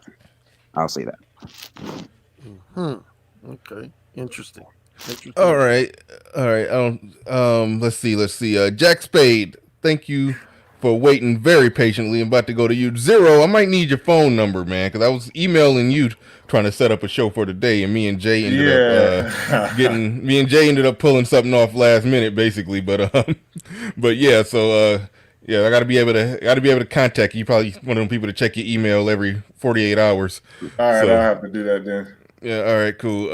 Jack Spade, are you there? Okay, I see you came off mute. Yes, sir. I'm still here. What's up, everybody? Good morning to everybody in the panel and in the chat. But there was some great conversations going on in the chat. There was some great discussions on the panel. So I'm going to try to narrow this down because I end up going in 15 different directions. But basically, it's a numbers game. I can understand, because I had this discussion with my son. He's 27. I try to let him know that you have to understand there's going to be ebbs and flows to all this. There's going to be some periods where you're hot. There's going to be some periods where you're not. You're not guaranteed to get every single woman that you approach. I was single in my 20s, part of my 30s, was single again in my 40s, and I'm single in my 50s. It's a numbers game. And if I disagree with using these apps and everything, because unfortunately, there's a lot of people that use it as a crutch. And they don't want to take, and I think BGS and a couple other people touched on this. They don't want to get out there, take on the risk, and lose. You're not guaranteed to get every single woman that you chit chat with. And as I've told my son, sometimes that same woman that puts you on ignore the third of the month, she's feeling you by the 23rd of the month. It's just the way women are, and it's just a numbers game. Yeah. I think so. I think we're falling into the trap of arguing from the perspective of women again. Like the approach argument is being used as a truism. Um, Men are approaching, but they're approaching less because the primary form of communication has become the internet. Like we all have to understand this. What we haven't taken into account is that women have also been socially conditioned to not accept approaches as well. Like the simple fact of the matter is that because of these conditions, physical social interaction is no longer a premium for either sex. So that's pretty much the general sentiment. And I think this argument is more generational than we're probably willing to admit right now. And that's okay. But the thing is, dudes, especially the younger dudes, they living this shit out like right now, today. And they talking about it because it's happening. And I always kind of point to the evidence when we look at like the fact that, again, the thirst is so strong that even celebrity niggas are dipping into the regular bitch pool. The thirst is so strong that niggas is paying for pieces of girlfriend experience. Like there is no reason cuddle services should fucking exist. There is no reason services like having a pretty girl or a picture of a pretty girl text you every morning should be a thing. There's no reason for this shit. There's no reason the word incel should fucking exist, but it does because it is. And I'm just to reiterate, social media has conditioned both sexes to both not approach and reject approach, and that's pretty much what the issue is. Zero, you're gonna have to do some really good research. I want the data on the annual gross income of the cuddle service business. I got to know if they making a killing. I wish I could get the data on that shit. If you could get that we doing the show on that. Well, I refuse. Oh, go ahead. I interviewed a woman on Blog Talk Radio, Caucasian woman, and that's what she. Well, that's one of the things she did a few things, but that was one of the things she did. She went from city to city all over the United States, hosting cuddle parties. And cuddle parties, and guys would come to her parties, and who just had their reaction. That's the reaction I had when she told me, because I thought she was joking at first. She started laughing, and she was like, "Why are you laughing?" I said, "Oh, you serious?" She said, "Yeah, I'm very serious, Alan." She said, "I'm going to be in Dallas, Texas this weekend, and we're going to have a cuddle party on Friday and Saturday night." I said, "So wait a minute, you telling me that guys will pay money to come and cuddle with a woman?" But in her defense, it plays into something I heard BPJ say early in the conversation when he was talking about incels.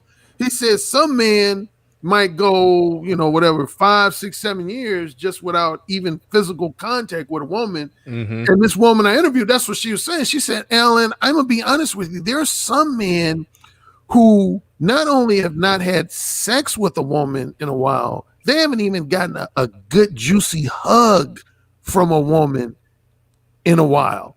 And that's why my cuddle parties are so important. They allow men to have innocent, safe, what she called non-sexual intimacy with women without the women feeling uncomfortable like the guy's going to rape them or, attack them." And I just found it fascinating. And then I watched her on Facebook after the interview. Sure enough, she just went from saying like 1 weekend she would have one in Phoenix, Arizona. Then 2 weeks later she'd have one, in Los Angeles. Then 2 weeks later she had one in Seattle. She went all over the country having these cuddle parties, and she was making money off the shit. Man, I'm just trying to get the image of it. Like I just could see a bunch of adults in the room. Like, are they like down on like yoga mats, like little cots, like they in kindergarten or something like that? Exactly. From the pictures I saw, they have all these mats, like what you just said, like kind of like cushiony. Yeah, I say more than yoga, because yoga mats aren't really like little what do you call those? I know what you mean. I know. Like these lay flat, and then they basically adorn themselves in like pajama oriented attire, and they lay next to each other. Sometimes it's more than two people. It might be like 4 to 6 people all together, all cuddling together, all cuddling Bro, up. like a fucking cuddle orgy. Like they just Man, on a like quick a side four-way note- cuddle. On a quick side note, man, I was in New York doing this conference in Manhattan, and there was this guy. I'm gonna say his name because we pretty cool. And I think he's a good sport. But if you Google this guy's name, he can be found on Google. His name is Steve Pavlina, Caucasian guy, and so he got up during our conference. He called himself taking a jab at me. He said, I want to let you fellas know I'm very heart-centered. And he patted his hand over his heart. He said, I'm led by my heart and not, and he started pointing towards his dick. He said, and not by what's downstairs. He said, unlike other speakers at this conference who seem to be guided by what's downstairs instead of their heart. He said, like, I have one night stands with women that revolve around just cuddling. And so when I got up to speak, I made fun. I said, hey, fellas, I have a new revelation. From now on, when I want to get my dick sucked, I want it to be led by my heart. I'm a heart-centered guy who wants his dick sucked. And I start calling him Huggles. The whole weekend, I start calling him Huggles. And it like stuck. Everybody at the conference started calling him Huggles.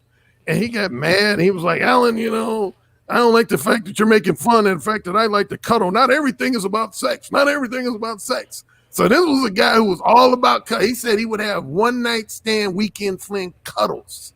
And I'm like, dude, that don't even make sense, man. A one night stand cuddle? Like, what is that even about? But to each their own, man, But yeah, the cuddle party, that's a real thing that Zero was talking about, man. That's that woman who did it, I'm sure she was making some nice money on those cuddle parties. Have you guys ever read this book called Super Freakonomics, where they kind of go over the economics of prostitution and in more detail, into more than just paying for the sex, but the experience itself and what it means? I haven't read the book, but you can go ahead and explain. So they were basically elaborating on how men, paying for the sex is a baseline, but what they're paying for is not just the experience, but they're paying for a quasi emotional investment, basically. So they'll pay for the escort because they classify themselves as escorts and not street walkers, whatever. But they're paying for literally everything. But they're paying for also for her to disappear after it's all over. Like there is a significant emotional investment, but it's temporary.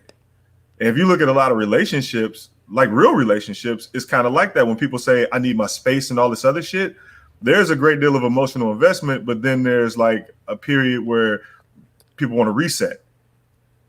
So a lot of like these pieces of girlfriend experience that these people are paying for, they're paying for that. Like they're paying for some form of emotional investment that they can't get.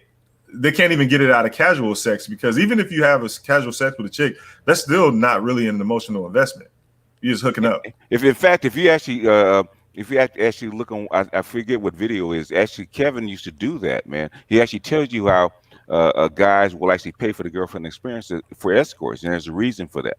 It's something they can't get. Most of those guys are actually married that actually do that. I think we're so fucking cucked out. It's not. They've been doing that for centuries, man. It's not even being cucked out. They've been doing that for centuries. Rich guys have been doing that since the times of kings and queens.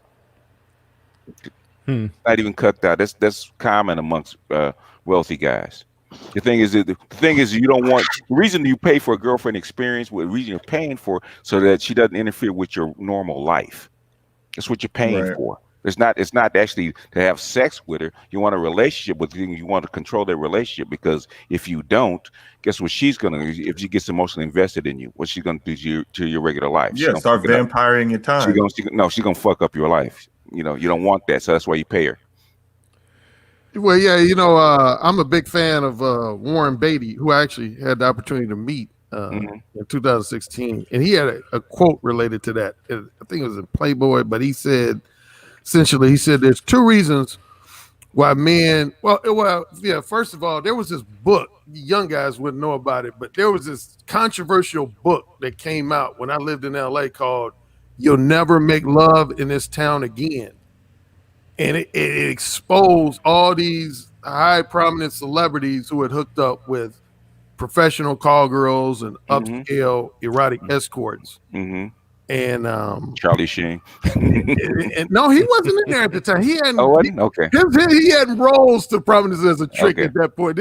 But anyway, Warren Beatty, they were interviewing because his name was mentioned, and he said, yeah, there's two reasons why a lot of guys will pay money for a call girl or escort. One is they're not able to get the caliber of women in bed without paying for it. And he said the second reason was related to what BGS said, and I think Zero said it too. He said, you're paying to woman to leave you alone until the next time you have sex with her. You don't want her, calling you and fucking, like you said, try to fuck with your wife. You're like, here, I'm giving you money. You can leave me the fuck alone until I'm horny again and want to fuck you again. I've done that myself. Got women fucking up my life. Guess what I'm gonna do? This is for you per month, so you don't call my ass and don't fuck with me. Just don't fuck with me, money. Yeah, the way an older gentleman. I mean, serious. That was me. Don't fuck with me, money. I know you like that one, Alan. Really, that's really what it was. That's what I call it. Don't fuck with me, money. Yeah, the way a gentleman had explained it to me like decades ago, he said pretty much you're doing that so expectations can be met. Yes. You get paid. She gets paid. You get laid. Everyone walks away with their expectations met. Yeah. Right. But the second part to that, like we mentioned before, is these men, they do want some form of emotional investment. They just don't want it to be permanent. Yes.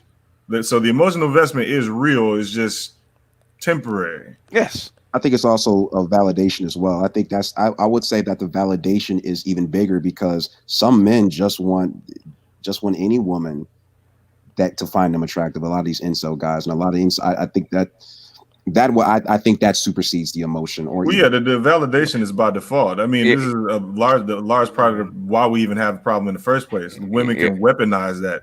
Yeah, but those aren't. But those particular guys aren't those guys that we're talking about. Okay. They pay for escorts. If you can pay for escorts, you can get a woman. Okay. If you got that kind of jack, if you got that jack, you can get a woman. That's not a problem. Okay. Now, I want to chime in concerning the escorts. Now, when I used to do black tie events, I used to do a lot of them, a lot more than I do now. But yeah, I had my 3 associates, good friends, that I would call one of them up to attend the black tie event with me because I knew how they were going to act. Everybody knew what the deal was and the expectations were met. If I said, hey, there's a black tie event in 2 weeks, I need for you to be here at such a time, I will pay for the ticket. I don't have to worry about if she's going to come in there dressed nice, if she's going to cut up in the place. Everything, I already knew what the expectations were. So a lot of these gentlemen that do pay for these temporary dates, it's pretty much the same thing. They're paying for their expectations to be met. Yeah, well, one thing I wanted to get into since the subject is black pill. How does that even apply to other shit? Because I know BPJ, explained the difference in dealing with women from being black pill to being red pill. He basically said red pill, you have some options and some things that you can do. Black pill, you're drawing a hard line. It's strictly genetics. You got to pre-qualify. That's more or less how he explained it. Okay, so how does that apply in other areas? Because the first time the red pill came up to me, it had nothing to do with women. It was me finding my way, out of Christianity, a fundamentalist Christian belief. I got red pilled on religion, right? And so.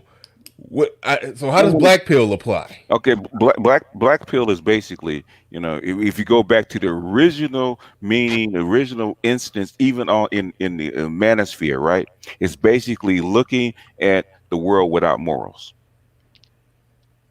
That's basically what it is. And there's And basically, if you go back in history about black people, actually amorality, right? There's two sides: utilitarian and we call nihilism. Those are the two basic camps.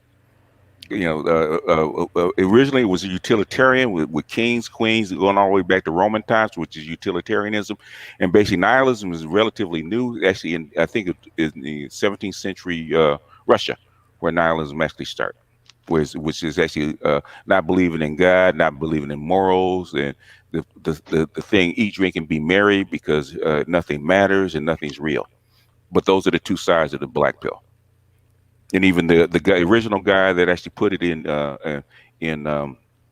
Dalrock's comment section, which where the original incel dude got it from, that's the original meaning of black pill. It's amorality. Okay, so amorality. It had to morph and evolve to turn into something that had anything to do with women. The guy picked it up, and he picked up the term from that. He actually turned it into genetic determinism, and he turned it into the 80-20 rule, and basically started first it was an incel blog, and they called it a black pill blog, and that's where the black pill incel thing came from. Actually traced down the history of where it actually came from. Actually, the first mention of it. I wish I could find the screenshot I took of it, of the whole quote. But the thing is, the original instance of the black pill had nothing to do with incel. It has everything to do with amorality and culture and the environment. So, and when I read it, I said, okay, the original thing is exactly what I said, what I thought it was. And people have attached. You can attach anything to anything, right? Yeah. So in other words, we can actually distort any movement and make it anything you want. To actually distort the term. So basically, you have to go back to the original term and the original instance of it and trace it back. And that's what I did. Most guys don't do that, but I did. Interesting. In fact, that's how come I think Rollo Tomasi actually started calling, instead of black pill, calling it doom pill. Doom pill. Yeah. Yeah. Zero. I don't even know if you played a pill game, but do you consider yourself black pill? Because you sound like you was agreeing with BPJ on a lot of what he was saying. You still ain't watched my video, have you? Which one? The Pills. one called Pills? Yeah. I've seen part of that. Okay. Part of it. So yeah, pretty fucking black pill. Yeah, I assumed. Just wanted to make sure before I give you a label. Yeah, the thing is, I think the bottom line on this shit is that eggs are expensive, sperm is cheap, women have babies, and it's much more rare than men who can have babies to the tune of 100% to zero. So because of this, women's genetic value is baseline. Baseline, youth, beauty, and fertility. That's their only playing card. The issue is that men tend to judge women based on men's standards, like companionship and other personality cues and shit like that. And the argument about women choosing like men is ridiculous on that alone. Like, women don't choose men for youth, beauty, and fertility. An old nigga can produce healthy babies with a young woman. Mm-hmm. An old lady mating with a young man will produce a tism child. Want to know why? Because the oven can't bake a cake. You know how you make noise while a cake is baking and it falls down? Mm-hmm. Well, old bitch ovens are always making noise because they're broken.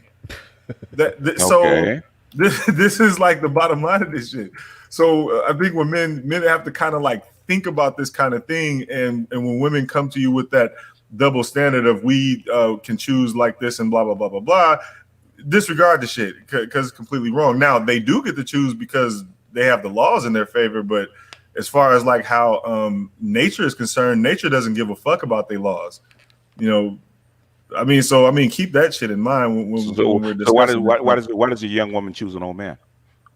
Why doesn't she? Why does she? Oh, for all the other reasons outside of exactly. Yes, that's what I was saying. So it's not strictly on looks.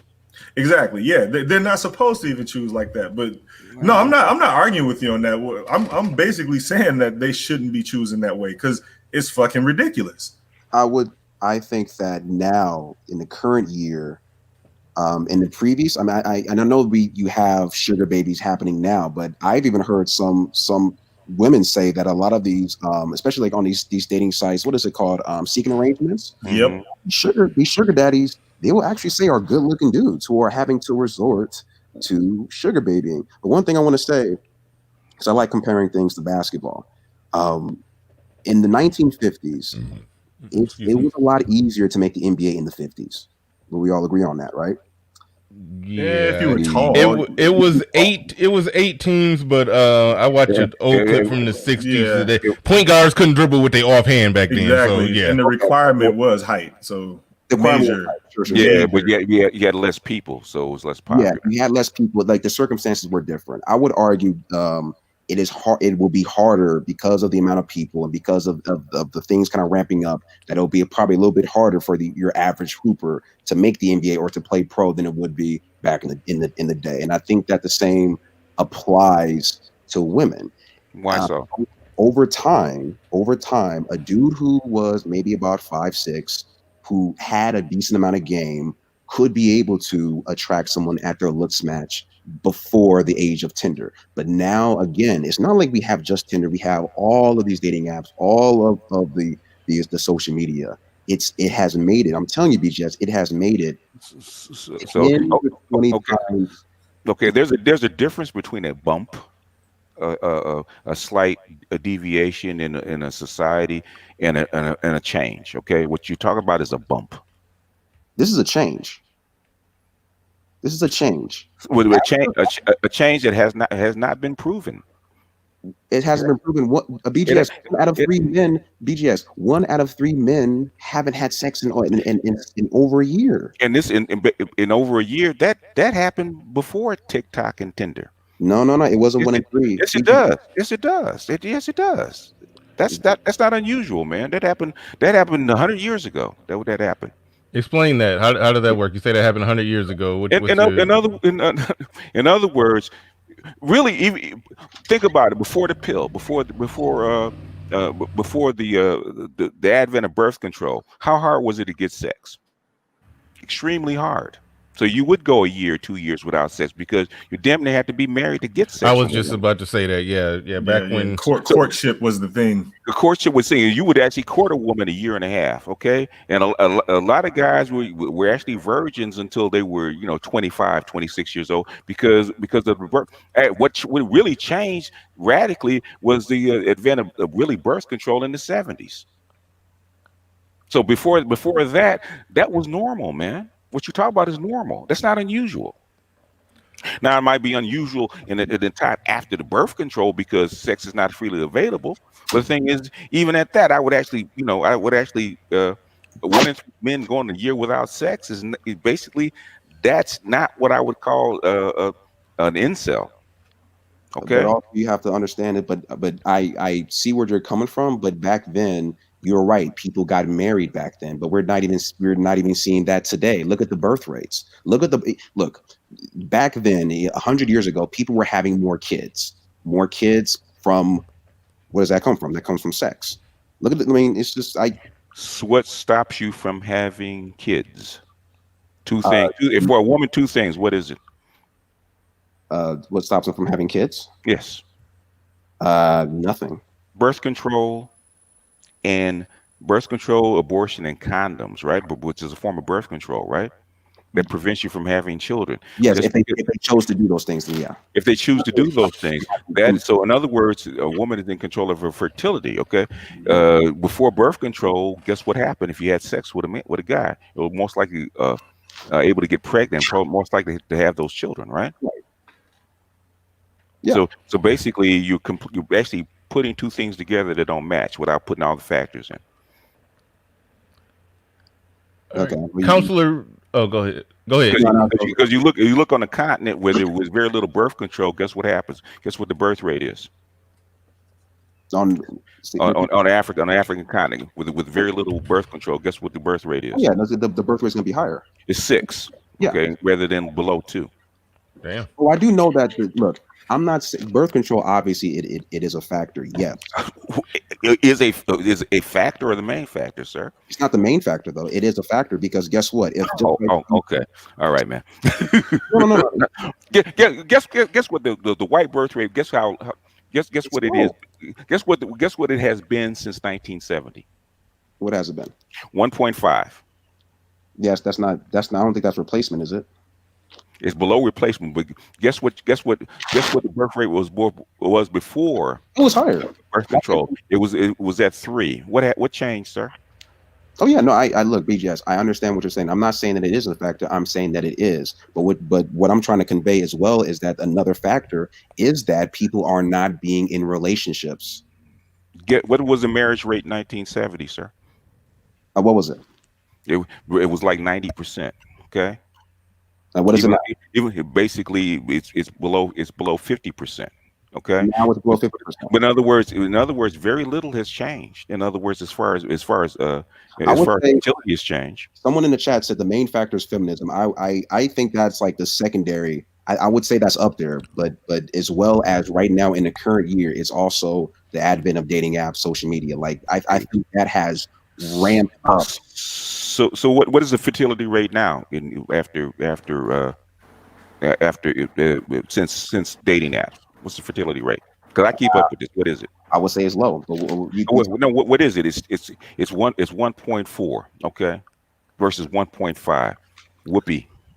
I got a question. What was the question? Because I'm losing track here. Yeah. What he's saying is the fertility rate, the low fertility rate is actually caused by dating apps. I never said that. People not having sex, right? I just know it's that's one. Here's what I'm trying to say. That is just one element, but also again, BGS, you could look at the rate of how men are having having sex. You could look at all these incels that are popping up out of nowhere. It's like these are literally things that I don't know you've done your research, but just look into. I have, man. Talk to young. You probably have, but talk to these young men. What I'm saying is, okay, I was young in the 70s, right? In the 70s. I mean, in other words, the birth rate was low then. Okay, out in the 70s, I know what changed. Okay, I was there. I was there as the change was happening. Okay, and what you say, the dating apps have only been around since really the phones, right? What is it, like 8 years versus 50? BGS, you know what? Here's what I'll say. You're right. The reason why the birth rates are declining, the main reason why the birth rates are declining is the primary reason for that is not social media. You're right on that point, but it does not negate the point that a lot of these men are incel because of so that being a main factor. So okay, I've done extensive research on the birth rate, right? Okay, in the from 1800 to 1900, the birth rate got cut by 2/3. Okay, there was no such thing as the internet. Okay, the birth rate has been steadily going down. The internet, civilization wide or even society wide, has only been around for the last maybe 15 years. Okay? BGS, you're right. I'm giving you that. Like it is not the main reason. I'm giving you that, but it doesn't negate what I'm trying. It doesn't negate what I'm saying. So in other words, and basically, as far as the birth rate is concerned, has nothing to do with men being celibate. It has more to do with women being celibate. How come they're not getting pregnant? No, they're still having sex with 8 or 9 with guys that are 7, 8, 9s, and 10s because they don't want to. Bingo. How do you prevent it? Yeah, no, BGS. I said like 2 minutes ago. I just can see you keep going on with this birth rate stuff. That's one thing that I said. You brought it up. I didn't. That's fine. All right. I gotta run. Yeah. I'm done. I think if you go to like I forget the name of the site, but that World Data or maybe even the census has it from the last like 100 years, like children per women. If you go just children per women, it went from like 3 and it's down to like 1.7. Anything below 2 is below replacement. So we went from above replacement maybe 100 years ago to below replacement now. Basically, women are having kids because of all the reasons that BGS stated. Birth control being the main factor, because as soon as they got in control of their fertility, they made sure that they were in control of their fertility. If they didn't want to have a kid with a motherfucker they didn't like, they just didn't. Yeah, no, I think he's spot on with that, but I think that but I also think two things are true. Like when we talk about these apps being a major factor in how shit operates nowadays, they are. It just is. It is what it is. Like a lot of what's going on now, the interaction between men and women is almost completely physical because of what I stated before, how social media over the last 15 years has conditioned an entire generation of people to not value social interaction. So we can use the word awkward, we can use the word fuck we want to use, but I'll put it this way. My daughter has friend groups. They fucking text each other in the same room. Yep. Man. Yeah, I was just gonna say. No, I was just gonna say, and shout out to BGS. There's no disrespect or all love, but I think that people like him are just they keep harping on you got to approach, you got to go out. There's a numbers game, X, Y, and Z, but that don't mean shit. Once you get the number, it doesn't mean anything. You are now a number in her phone. It's already a wrap. You're competing with guys who you don't know. Hell, I got a girl's number. I was at an event. I got a girl's number. She was like an overall 8, but she had a huge, big. Let's just say she was very curvaceous, right? Now you know how you get a girl's number. You're like, oh shit, like that was good. That was a good interaction. I look on her Instagram, Zero. She had over 500,000 followers. I'm like, fuck. It's so. And mind you, I mean, we kind of talked a little bit, but the point I'm trying to make is now, like, girls on average, when it comes to the social media shit, have more followers than men on average. Women on average, they have more followers than men.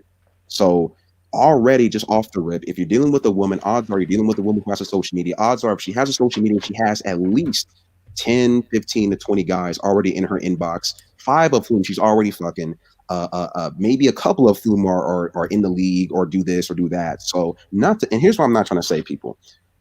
I'm not about quitting. I'm not about being depressed. I'm not about negativity, but I am about the truth. A lot of these guys out here who are trying to say, yeah, just go out there, you being antisocial X, Y, and Z. It's like, you're not really out there. You're not like, that's why I asked BGS. You're not on TikTok.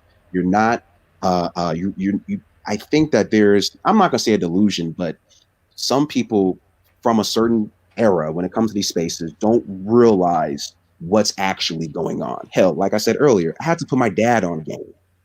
That's crazy.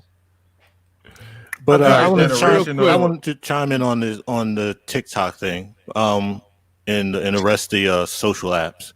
At the end of the day, you're going to have to intermingle with that individual that you've met on the dating app. That's the make it or break it right there. You can have 15 people that's hitting you up on these dating apps, but the truth be told, the day when you're sitting in front of them face to face and you start interacting human to human, that's the make it or break it. If you can. Well, what I found out with that, as somebody who was doing them both at the same time, getting a match on a dating app is not that much different. The process is different, but it's not that much different from getting a girl's number, out in public. All right. Getting a match just means that the two of you have agreed to chat back and forth. Getting the phone number just means the two of y'all have agreed to chat back and forth. You still have to get to that point of seeing her after that point, and whatever happens after that point is whatever happens after that point. So it's really not that much different whether you met her online or met her in person. The only thing is it's more ballsier to go and approach her in person. That's about it. Right. Now there's a situation that happened with me maybe about 8 years ago. So I've been single for a while. It was at a 4th of July cookout for us older single people. The host invited like 25 people. So there was about 8 to 10 women. They had what I call the circle of doom. They were just circled around talking about their past dating life and stuff like that. And they started talking about the dating apps and meeting guys on these different things. So I'm hearing this story. I'm playing cards. I'm like, I'm tired of hearing this shit. So I got up from the table, went to those women. I told them, look, I said, we got more than enough decent guys in here. This guy over there, he just said he was a police officer. This guy over here says he does this for a living. Y'all sitting up here, this is an opportunity where maybe one of these guys here could be that special it you're looking for. But y'all sitting in this circle of doom and y'all possibly missing out on a great opportunity. Then I went back and sat at my table. Only one woman out of that circle actually got up and started talking to somebody. She started talking to me. Nothing came out of it. I mean, she good people. We stayed in contact, but it's like the dating app and shit. It serves a purpose. I understand it, but you can't bypass the tried and true method, which is face-to-face interactions and taking the risk. Is there a chance that you're going to lose? Yes. But unfortunately, there's no way else you can bypass that. So I don't think online there's a chance you're gonna. Yeah, when you say there's a chance you're gonna lose, yes. I mean, online there's a chance you're gonna lose. In person, there's a chance you're gonna lose. Losing is people weren't going online to avoid the losing. They're just going online because that's where people are. That's where people live now. I mean, right. The thing is, there's no difference between either one. Either one's either one. The thing is about face to face is that you have the opportunity to beg. I mean, we're being straight up about it. You do. You have. You know what? I'm not going to use that word. You have the opportunity to persuade or convince using whatever method of approach or whatever that you have at your disposal. You just have a better opportunity to convince someone to like you. That's really the only difference that real life provides you. Yeah. You get a chance to try and convince. Now, me, I just fucking bottom line it and I say you just have a chance to beg because that's pretty much what you're doing. But online doesn't give you that option. She either likes you or she doesn't. Because again, you gotta understand, like you're approaching this shit at a power deficit. Pussy is undefeated. Mm-hmm. So, I mean, if you're out here basically validating yourself by pussy, and that's all you can really think about is how women see you, then go for it. Get your game on. Monkey dance. Do whatever you need to do. But this is why I be advocating walking away, because if you see how other cultures operate, you don't have to do that. America wasn't so different. It's just that we've gotten away from that because of the amount of freedom that women have because of the F word. So, yeah. Okay. BPJ, I want you to answer this one. I left it up there forever because I wanted you to answer it. He says, what Black Pillars goes to, is it to establish a healthy relationship with a woman, or just pump and dump? Well, what's a red pillar's goal? I mean, that's why it's kind of an odd question, but I did want you to. I mean, I got my own goals. Here's one thing I'll say. I think that one thing that I wish a lot of Black pillars would do, just like in the red pill space, is just focus on their own passion and the things that make them happy outside of women, whatever that might be. For some people, it's video games. For some people, it's education or art, whatever music, whatever it is that you want to do to make yourself feel happy. I think that one thing that a lot of Black pillars do is they get stuck in that funk of, oh, it's over, or I can't get women X, Y, and Z, and staying in these message boards and all this other stuff. I think that I hope that a lot of these incel guys can be able to seek happiness and seek purpose outside of vagina. I'll just say that. You see how you just equated Black Pill to Incel? That's why Black Pill has such a negative name, because Zero is Black Pill, but nobody would associate Zero with being an Incel. But there's that. So what do we do with that? Black Pill just acknowledges real life, man. I really wish you would watch my video, but I'm gonna go panel Allen. You don't watch my shit. I didn't watch Pills. That's the video that pop up more so when I try to find you, because you're hard to find because your name is Zero, and when you type in Zero, then but that video do pop up. So I am familiar with it. I just never watched it. I just use that when I'm trying to find your channel. That's the one that I end up having to click on. So I've clicked on it 100 times, just never actually watched it through. But I will check it out. I will check it out. I'm normally not. Quick though, I'm not trying to squash anybody hope anymore, because I realize that if niggas don't have it, they will kill themselves. If you watch the movements of the manosphere of the last few months, but niggas been really challenging this game shit, and I've been challenging it from a societal perspective. I really don't give a fuck about what niggas try to do when they try to talk to a bitch. I'm talking about it from a societal perspective because it's a unique American thing that we have here. And if you look at the god of game, it's the pimp. These niggas all aspire to be that nigga. So the shit is destructive, is how I'm looking at it, and it's hope filled. And none of these niggas really gonna get anywhere with that as their primary mode and motivation in life. So again, I'm not even gonna try to squash these niggas' hope because I don't want the suicide rate to go up. Same. Yeah, but one thing I've noticed is unfortunately, this is for men and women. I'll say shit. I'm gonna say for the past 10 years, to be fair, everyone is trying to put the dynamics of life into one box. Life, when it comes down to your personal needs, if you have children or your marriage, career, health, the dynamics rise and falls as the time passes.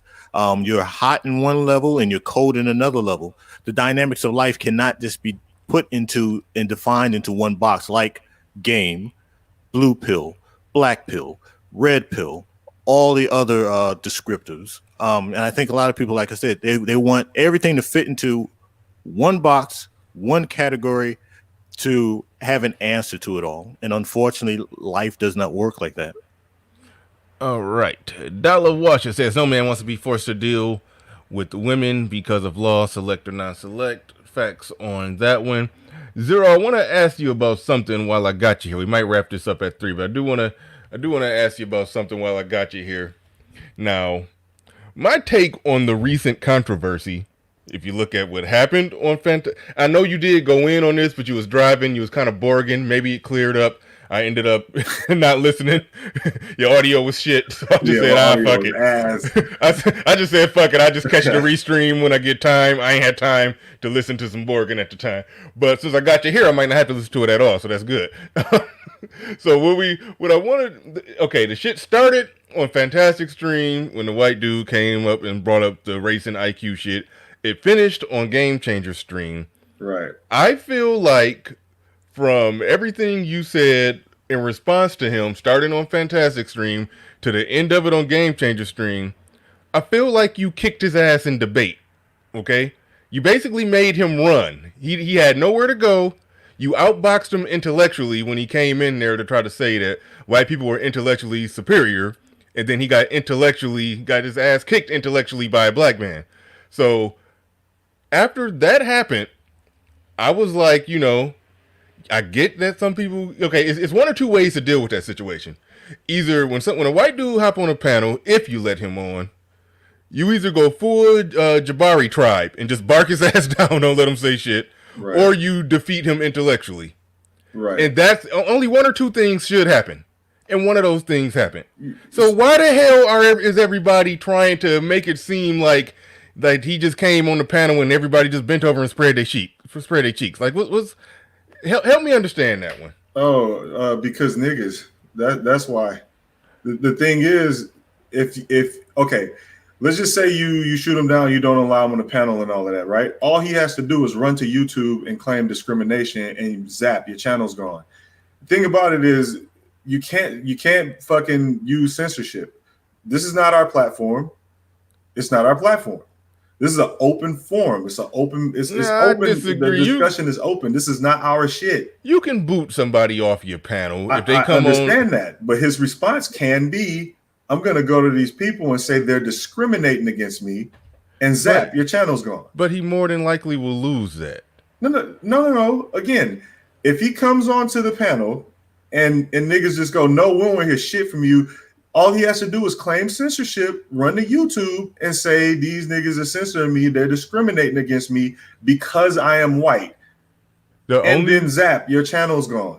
The only reason I disagree with that is because white people with talking points similar to his channels get zapped just as much, if not more, than black people who got they pro-blackity black we black y'all talking points. That's not the point, though. Again, yeah, you're right, but that's not the point. The point is that's an option. Like, he can go do that. Also, even let's take that off the table.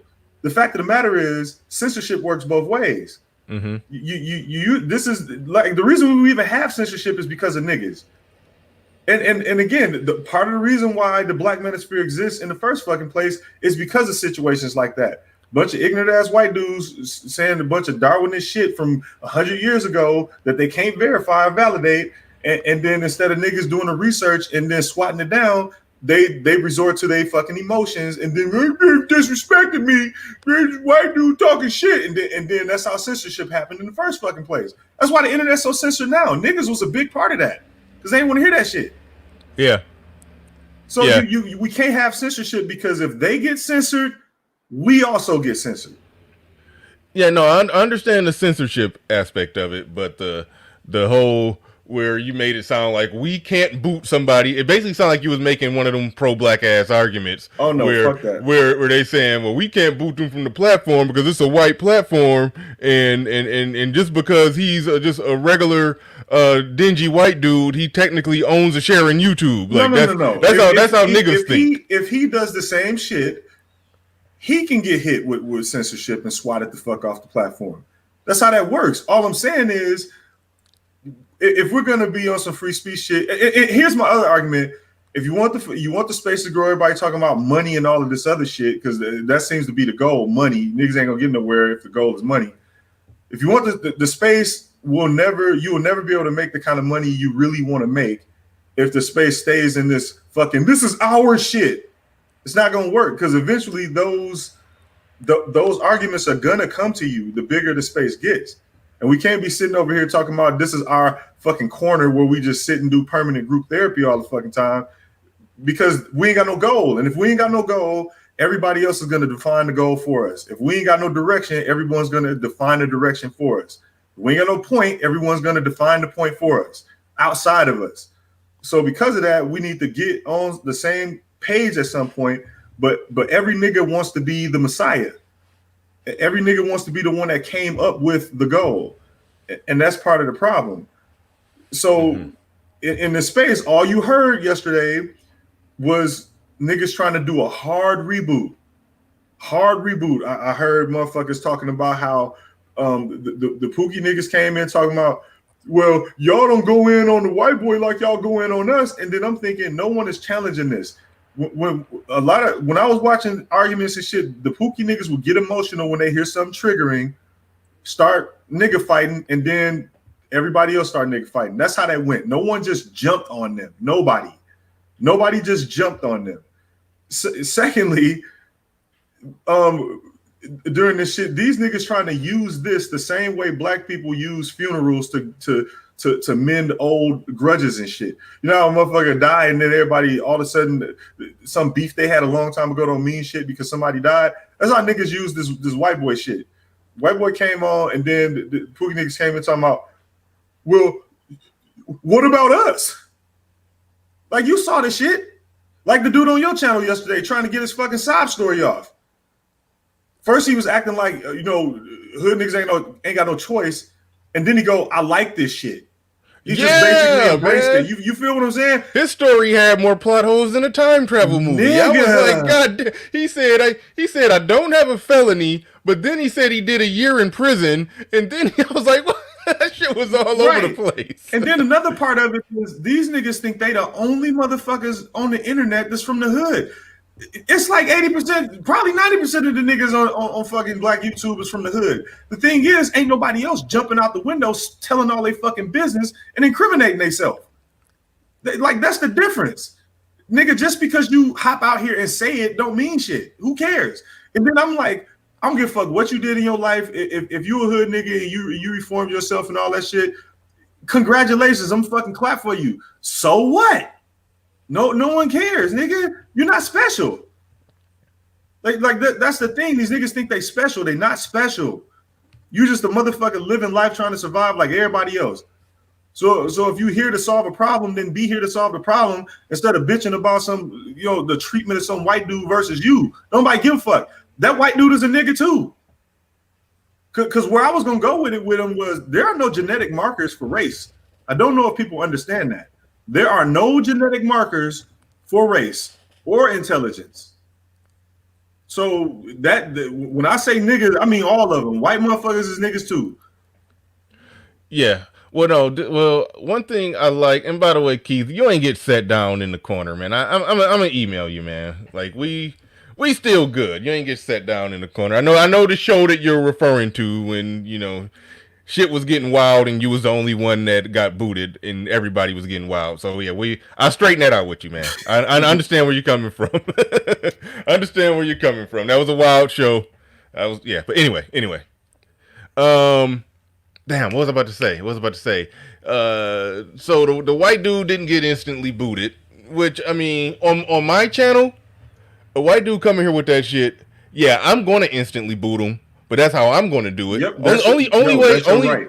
only way I'm not going to instantly boot him if somebody like you on the panel, because I know that you can refute what he's saying. I can't tell him do nothing but shut the fuck up. Bernard, I would have instantly booted his ass too, because like, if you got the science on your side, there's no need to argue with this nigga. Just boot him off. Now, I understand, like, when Fantastic let him on, that's his fucking right. And I support Fantastic. So, yeah, we going to engage this nigga. Why not? And when he went over to Game Changer's channel and Game Changer engaged him, I support Game Changer, so we engaged the nigga again. Like, fuck that shit. If he on there spitting bullshit and niggas don't understand the bullshit he talking about, he might end up walking away with the victory of some niggas going, yeah, that white dude kind of right. Fuck that. Yeah, you know what's really fucked up, bro? Yesterday, I'm seeing niggas run over to the women's panel arguing about this shit. Now, we always be talking about how men are supposed to be men and women are supposed to be women and shit. Now, women are going to have an emotional reaction to it, right? That's just the way they operate. Mm-hmm. Why the fuck are we arguing with women about how they feel about this shit? If you fighting another dude, where's your girl? Yeah. Somewhere the fuck else away from the fight. Like, she not finna fight. So when the women should have been allowed to go on their fucking channel and just vent and do whatever the fuck they do, and no nigga was supposed to go over there and address that shit. Let them vent. Who cares? Nobody give a fuck. But niggas wasn't supposed to go over there complaining about the shit. But what they really was doing was over there trying to fucking renegotiate, because I heard them niggas doing that shit too. Talking about, that's why your girl don't like you now. That's why your girl don't respect you. They was on some, I'm finna agree with the women to get on their good side. I saw a lot of that shit, bro. Now hold on. You be accusing dudes of that shit, and I normally be disagreeing with you, but that was going on. You saw that shit? It was like a lot of virtue signaling, letting the women know I'm not one of these dudes. I wouldn't have went for that. Right. It was a lot of that going on. Then the niggas got into like trying to convince women about how submission works and shit. And then they acquiesce into what women are saying about submission. It took Game Changer to come through the door and be like, no, submission is unconditional. Then the niggas go, first they was agreeing with the women like, yeah. And then Game Changer come in and correct the situation and they dick ride him. Yeah. It's like, nigga, pick a side. The mere fact... That shit was funny. I didn't even see that, but I know exactly where that's going. But the part that was funny to me is the mere fact that that the women, they saw this as this is an opportunity for us to bring back the submission argument. I get to get the pussy. No, that's what it was. I'm finna get the pussy. No, it was the women. The dudes. I don't know what the dudes were thinking, but the women thinking that this is an opportunity for them to try to reposition the submission argument. I think the title of the video, because yes, I respond to their videos by the title. It was called "Truth Is You Don't Deserve Submission." The title was complete troll. Yeah, the title was on some bullshit, and I don't know why. Like, dudes don't reject the premise. Don't try to smuggle submission into this conversation. It's like they trying to come up, 101 reasons not to submit. It's like that's what Sister George and them is doing. I love it. I love it. And the dudes had to come up there and essentially concede the point that, yeah, you're right. That is a reason for you not to submit. Right. I'm with you on that. The reactions was all over the place, and they was crazy. The only way I could accept somebody's outrage reaction is if they just draw a hard line. No white people on the panel, or especially no white person that said some crazy shit.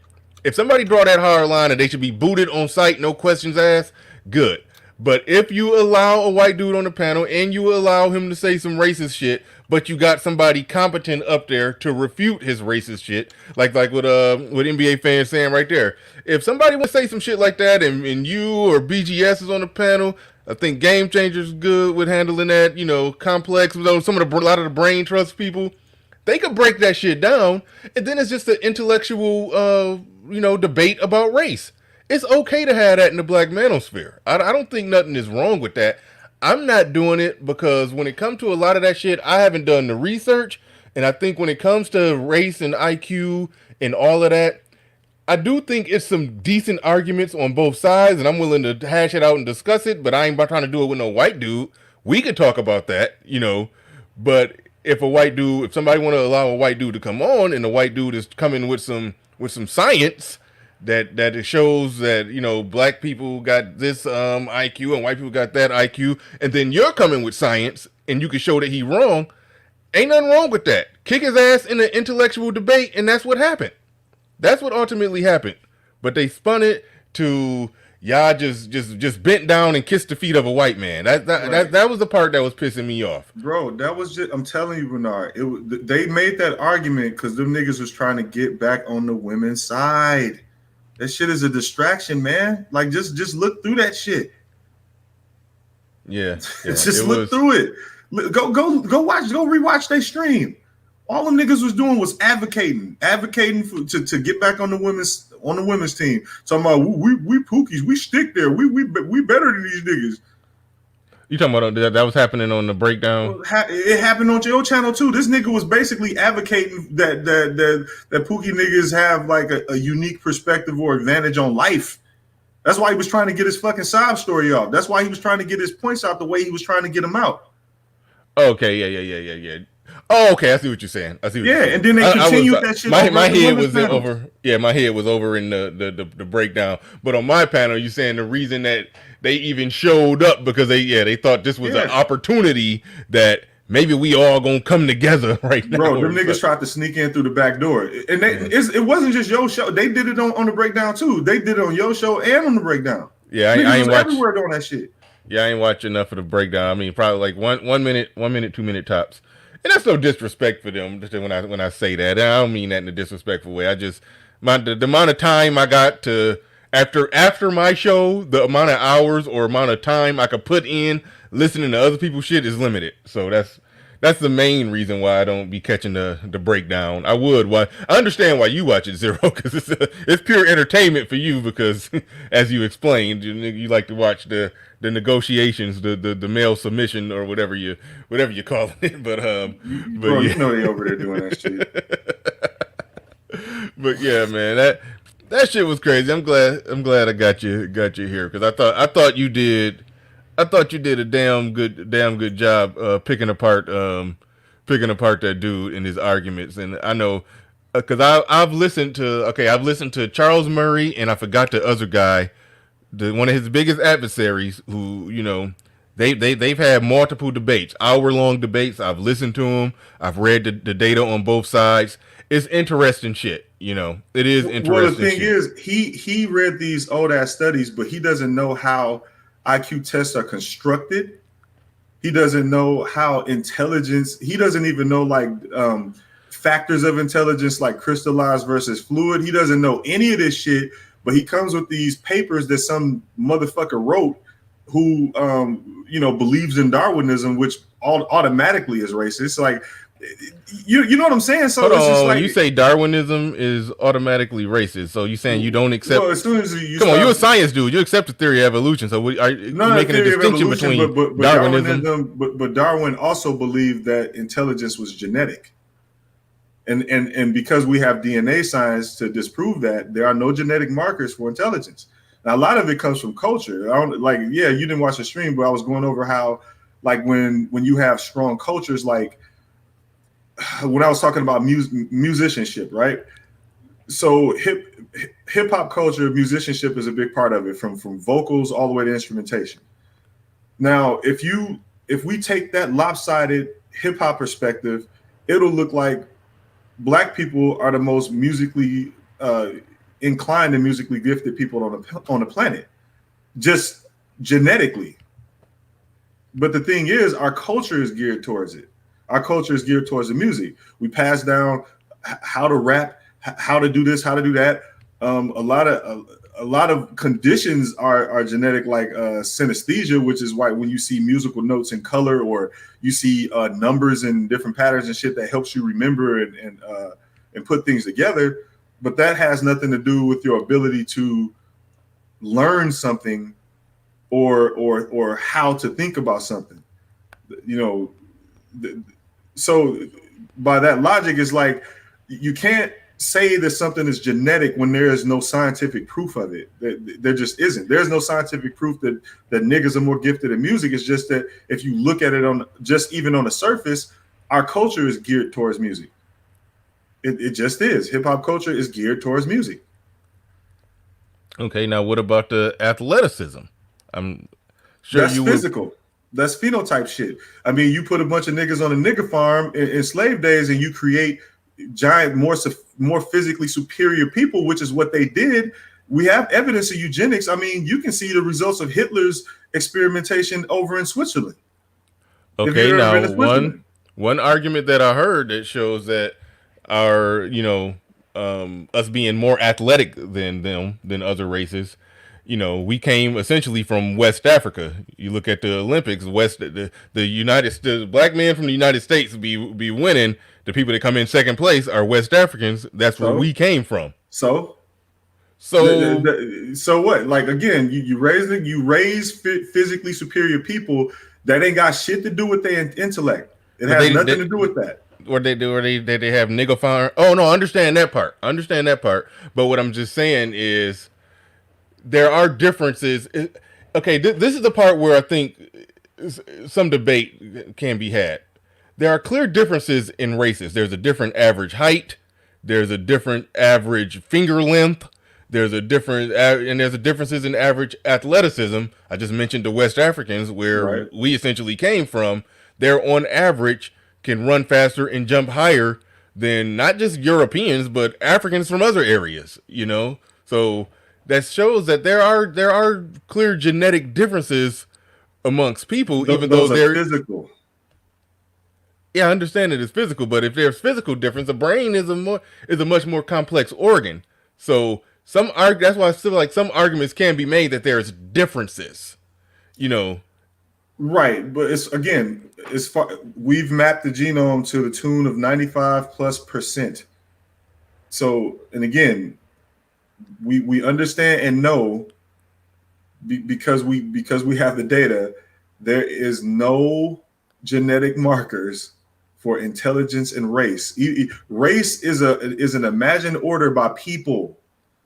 Like, when we have to break this shit down into like genus and species, the fact of the matter is we're all the same species. If we were different, we wouldn't even be able to mate with each other. Like, in order to have viable offspring, you have to be the same species. The only thing that separates us really is phenotype, which is physical. It's all physical shit. Hair type, skin color, and the rest of the shit. But as far as what we are, we're all the same shit. Again, and I'll just have to fucking repeat. There are no genetic markers for intelligence or race. I mean, I pulled up a Pew Research study that went over the fact that if you just don't marry Keisha, your kids will will go on to get a bachelor's degree. Mm-hmm. By definition, become smarter. So it's just one of those things where we can look at the physical stuff, and that's what we were just looking at just now. Yeah, bigger, stronger, faster, whatnot. Yeah, you can do that because those are physical things that you can manipulate that. You can manipulate that. DNA is full of fucking physical descriptors and markers. This is why we have gene editing, changing eye color, changing hair color, pigmentation, and stuff like that. You're just removing pigment, adding melanin, removing melanin, blah, blah, blah, blah, blah. Mm-hmm. That's all genetic, physical shit. But as far as like race, which again doesn't exist outside of human collective imagination, you're all the same shit. Right. This is why I advocate for anthropology and economics to be taught in schools. But if those two subjects were taught in schools, society would fall apart. But niggas really need to educate themselves on how anthropology works. because if they do that, then they'll understand how what people really are, instead of going on. Now, as far as we have it, society dictates that yes, race, there is race. Like, I'm not denying race. What I'm saying is, as far as the science is concerned, there's no fucking race. There are no genetic markers for race. How about Bernard? All right, you got to run, BP. Yeah. BPJ. All right, man. Thanks for coming on. Thanks for the one-on-one, man. I appreciate it. It was last minute we pulled it off. Thanks. I appreciate it. Sorry the topic veered off, but this was a hot topic in the sphere, so I had to go and cover that at the end. But man, I appreciate you coming on. All good, man. And you get a channel, get your channel going, put some content up there. You got no channel? He got something. I dabble, but I mean, I got my own shit I got my own passions. I got my okay. I'm doing, you know. We'll spam your link. I'll subscribe anyway. Okay. All right, bro. All right. Prophet of Thought says, peace, Brother Bernard. Zero dismantled the white boy. Salute, Brother Zero. Thank you very much for that super chat. Prophet of Thought, and my man Leo Anthony coming once again said, did y'all hear when JV said we first messed up when we let a white dude disrespect black men, when he said black women were easy for white men to get, and she felt like we let him attack black women unchecked. I heard that part. I did hear her say that. All I would have did right there when he said black women are easy to get, the question did, the conversation, like I said, if you're not going to go Jabari tribe and just bark his ass off the stage, then I would have asked some questions. And when the questions got asked, we found out he had only been with one black chick. So that makes you question whether or not he's talking from personal experience or he's just echoing Tommy Sotomayor's talking points because he, you know, has been on panels with Tommy Sotomayor. So that there's that. That's where I would have took that. But somebody saying that, hey, I can get black pussy, like, okay, you know, I don't look at that as the biggest, you know, thing in the world. I mean, they could have flipped his logic though, because yeah, black women are easy to get, but so are white women. Like, to the tune where you're fucking. I'd have just been like, you can come have a conversation about this, a real conversation about this, when you white niggas get in control of your women, because your birth rate in the shitter, your marriage rate is in the shitter. You niggas is talking about separating to keep your white nationalism alive. You niggas is complaining about brown people fucking all your hoes, and then you come up to a black channel talking about how easy it is to fuck black women. Like, the shit is just ridiculous. I've literally had 3 offers put on the table that to fuck a white woman while her white man watched. I didn't take them up on the offers, but I've had those offers put on the table. Like, I mean, most black men have been ran through some white women, so it does turn into a goofy thing. And so, yeah, something could have been said, either, like I said, either bark him off the stage or refute his logic. And his logic was easily refuted by simple fact that he ain't even been with no black women. He's just echoing talking points. Yes, shit that we can talk about. We could talk about that, but motherfucker, you can't come your ass up here and talk about it. That's why I get to just bark him off the stage aspect of it. Or if you're going to let him up there, pick his ass apart. One problem that I pointed out, it was too many niggas trying to talk at the same time. In a situation like that, it's only certain people properly qualified to truly refute, dismantle, and dismember his talking points. And it was niggas who didn't need the mic, who kept grabbing the mic. So yeah, look at GA boy. He said that shit creepy. I declined also. Yeah, man. I don't know what's up with that one. I don't know what's up. Yeah, Complex is Kakodri looking for a bull. I was like, no, no. Yeah, but it's like Aizen said, the difference between a lot of this shit is culture. If you don't like, look at the Chinese, there's nothing genetically different from them that makes them more mathematically superior, but their culture is geared towards math. Hell, their language is more mathematical than any other language any of the Latin languages, I'll put it that way. Chinese language is more mathematical than other languages. Just that alone, and then their whole fucking culture is geared towards math and science. Just geared towards it. It is what it's basically like a national doctrine. So they basically have to do this shit, which is why they excel at it. I mean, but again, there's nothing genetically different other than phenotype. Again, phenotype, which is physical characteristics, but there's nothing genetically or inherently different, because we have ex-football players, meathead ass niggas that went on to become medical doctors. You know, we have ex-basketball players that then went on to become tycoons in business and fucking economics wizards and shit. So again, it's more culture than anything. If you're not, like, look at the amount of niggas, particularly, I'm not gonna pick on the pro-blacks, but it's mostly pro-blacks. The amount of pro-black niggas that's on the internet that know all of the esoteric bullshit. Like, these niggas can tell you which king and which fable had which power, who fucked which bitch, and all the astrological signs they can tell you the science behind that shit to the world ends. You know, but let some hard exact science shit come into the picture, don't know shit. Yeah. You understand what I'm saying? It's a cultural thing. These niggas is geniuses when it comes to the esoteric shit. Geniuses. But on hard science like physics, no. It's just culture, man. Great stream, Bernard Riley. Well, Azen Sama said, great stream, Bernard Riley. Shout out to BPJ, Zero, and other panel guests. No matter what I can't see. I'm running this. It's 3 hours in. At 3 hour mark, I shut my brain off. Okay, no matter what, it still ends up back on game at some point. Thank you for the super chat. I appreciate that. Complex, I put the link in the chat for you. I don't know if you knew that. I put the link in the chat for you when we was talking about the recent events of the sphere, but we're probably about to shut this bad boy on down. But if possible, I want to do a closing rock because I got to get ready. I got to get back on my game, man. Yeah, got to get back to it. But thank you, Azen Sama. Thank you. I appreciate that. Yeah, this is my day off. I'm kicking up my feet. I got to get back to my game. Yeah. Oh shit! Go ahead. You said you wanted to say, get something else off for you before. Yes, sir. It's gonna be real quick. Yeah, go ahead. You got it. But Lotus Scalper, he made a great point. It also tied in with some great points other people have made.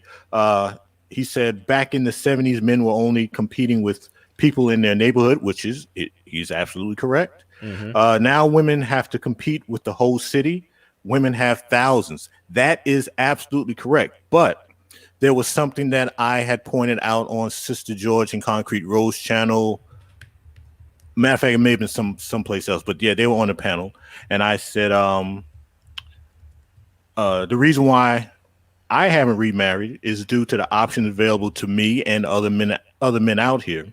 And that, yes, women are having to face the competition pool themselves, just as the women have this pool of dudes fighting over them. The women out here, 20s, 30s, 40s, and hell, even your 50s, those women are having to compete against a pool of other women who are vying for the attention and possibly the marriage of men out here. So yeah, it's going both ways. It's not a one-way street. All right. And you sighed because you know that's true. I gotta go, folks. I'll take it easy. If you jump on Battlefield 4, I'm gonna shoot your head off. Come on out, Battlefield 4, fellas. All right, Spade. All right, can I address Azen's comment you had on that super chat? Oh yeah, my bad. So I'm not gonna go in on the game shit. I'm just saying. So the reason why we can't ever have the conversation about game, and the reason why it keeps ending up back on game, is because it's one of those societal issues. It's an elephant in the room topic, just like feminism, that no one really wants to address in a serious manner. And part of the reason why this happens is because when talking about this stuff, it's where the people that are for it, they're approaching the situation from an I'm better than you perspective. I get pussy, I got the game, you don't type of shit. And one of the things that facilitates this is the terminology that we use in the manosphere. For instance, the term educated lame is disrespectful out the gate. I don't accept it. I don't give a fuck. No one should be accepting that shit. I get that the people that are opposing the Pookie side of shit want to take the high road and they don't want to argue about it. But the thing is, fuck that. Because if you are being disrespected right out the gate, you cannot have a conversation with these niggas. You can't. It's just like in real life. if somebody start a conversation off by calling you a bitch ass nigga, y'all finna either throw hands or throw bullets. That's how that's gonna go. So you don't put up with that shit in real life, so you don't put up with shit here. Don't let a nigga call you an educated lame. If you hear the words educated lame when niggas is talking about some shit and the differences between you and them, there is no conversation. You either start on a level of respect or there is no conversation. Because the thing about debating is I'm going to assume that you know what the fuck you talking about. You assume that I know what the fuck I'm talking about, and then we can start there. And then we can argue each other's opinions after that, or argue each other's stances and perspectives. But if you starting a conversation off on some I'm better than you, I'm coming from this place and you not type shit, there's no conversation. And it's fuck you every day. That's the problem. Right on. Complex, man. I was about to get off the air, man. You gonna have the first and last words. Are you good, bro? No. What topic were you talking about? Were you talking about that whole thing with the dude? I thought the brain trust. I didn't watch it, but I thought the brain trust covered the situation where the dude came up talking about IQ and all of that. So I was like, you got a high IQ. I don't know if you wanted to weigh in on it. Nah, I mean that was it. I mean, we kind of like saw it, talked about it, kept it moving. That's why I ain't got nothing on it. Yeah. It ain't that big of a deal. People made it a bigger deal than what it was. I mean, it was what it was, dude. Like, I just put my 2 cents in on it and kept it pushing. Yeah. But all right. We gonna wrap it up. I thought, well, no. Before we do it, what was your 2 cents on it? Let me just get that from you. What was your 2 cents on it? I mean, like, so I had a situation on my live stream. Actually, it's it was called it's called Tech. Wait, no. It was called the Ebony Technocrat. So I have a live stream called the Ebony Technocrat. And so at the beginning of it was me and Game Changer, and like this dude came on because basically the angle was discussing like the media projection of Afrofuturism versus like a fourth industrial based concept of Afrofuturism, right? Like a media created concept versus real world application of what Afrofuturism could be, right? So that was basically the premise of the discussion. And this motherfucker came in on some shit like, well, we're all from Africa. And then I politely kicked his ass off, and that was the end of, right? Mm-hmm. And so it's kind of like that's how I would handle it. Yeah. So it's like, okay, well, it didn't go down like that. So, I had my observations on it, but that was pretty much all it was, observations. Yeah. Yep. That's what I stand on a similar thing. On my channel, I'll boot that shit, even though I do like the IQ debate, intelligence debate, how much of it is genetic, how much of it is nature versus nurture. It's interesting to me, but I'm not having it in that context with somebody with a clear agenda coming in. Well, and I'm saying, like, look, dude, there's plenty of videos on YouTube that I'm like I said, man, if I fire up some shit, like I make a specific topic or a theme and it has a specific docket, right? And I want to hit on key points. I don't take kindly to motherfuckers coming in and disrupting what I'm trying to communicate to my listeners, right? So it's out you go, like just off the rip, dude. Like I don't give a fuck who it is. When we fired up that live stream about the dude, Taz came in on some bullshit. I had to boot his ass. So it is what it is. I'm just saying, bro. It's like across the board. I don't either when you come in, dude, either you coming in with a level of respect, right, for the intelligence that the conversation is communicating here, right? If you can't come in and put in on that, then the only thing you intended to do was come in to disrupt it. And that's disrespectful as fuck. Yeah. Yep. Yeah, I'm with you. That's where I would have shut it down. That was my 2 cents, bro. That's all it was. Yeah. It was clear agenda driven bullshit, but yeah, I got you. If brothers want to engage the shit, dude, like, hey man, you like it, I love it. Is a dude supposed to be coming back on fantastic shit? Is that what I'm hearing? Yeah, that's what I mean, bro. Hey, you like it, I love it. Yeah. All right, fellas, we up out of here, y'all. Peace. All right, peace.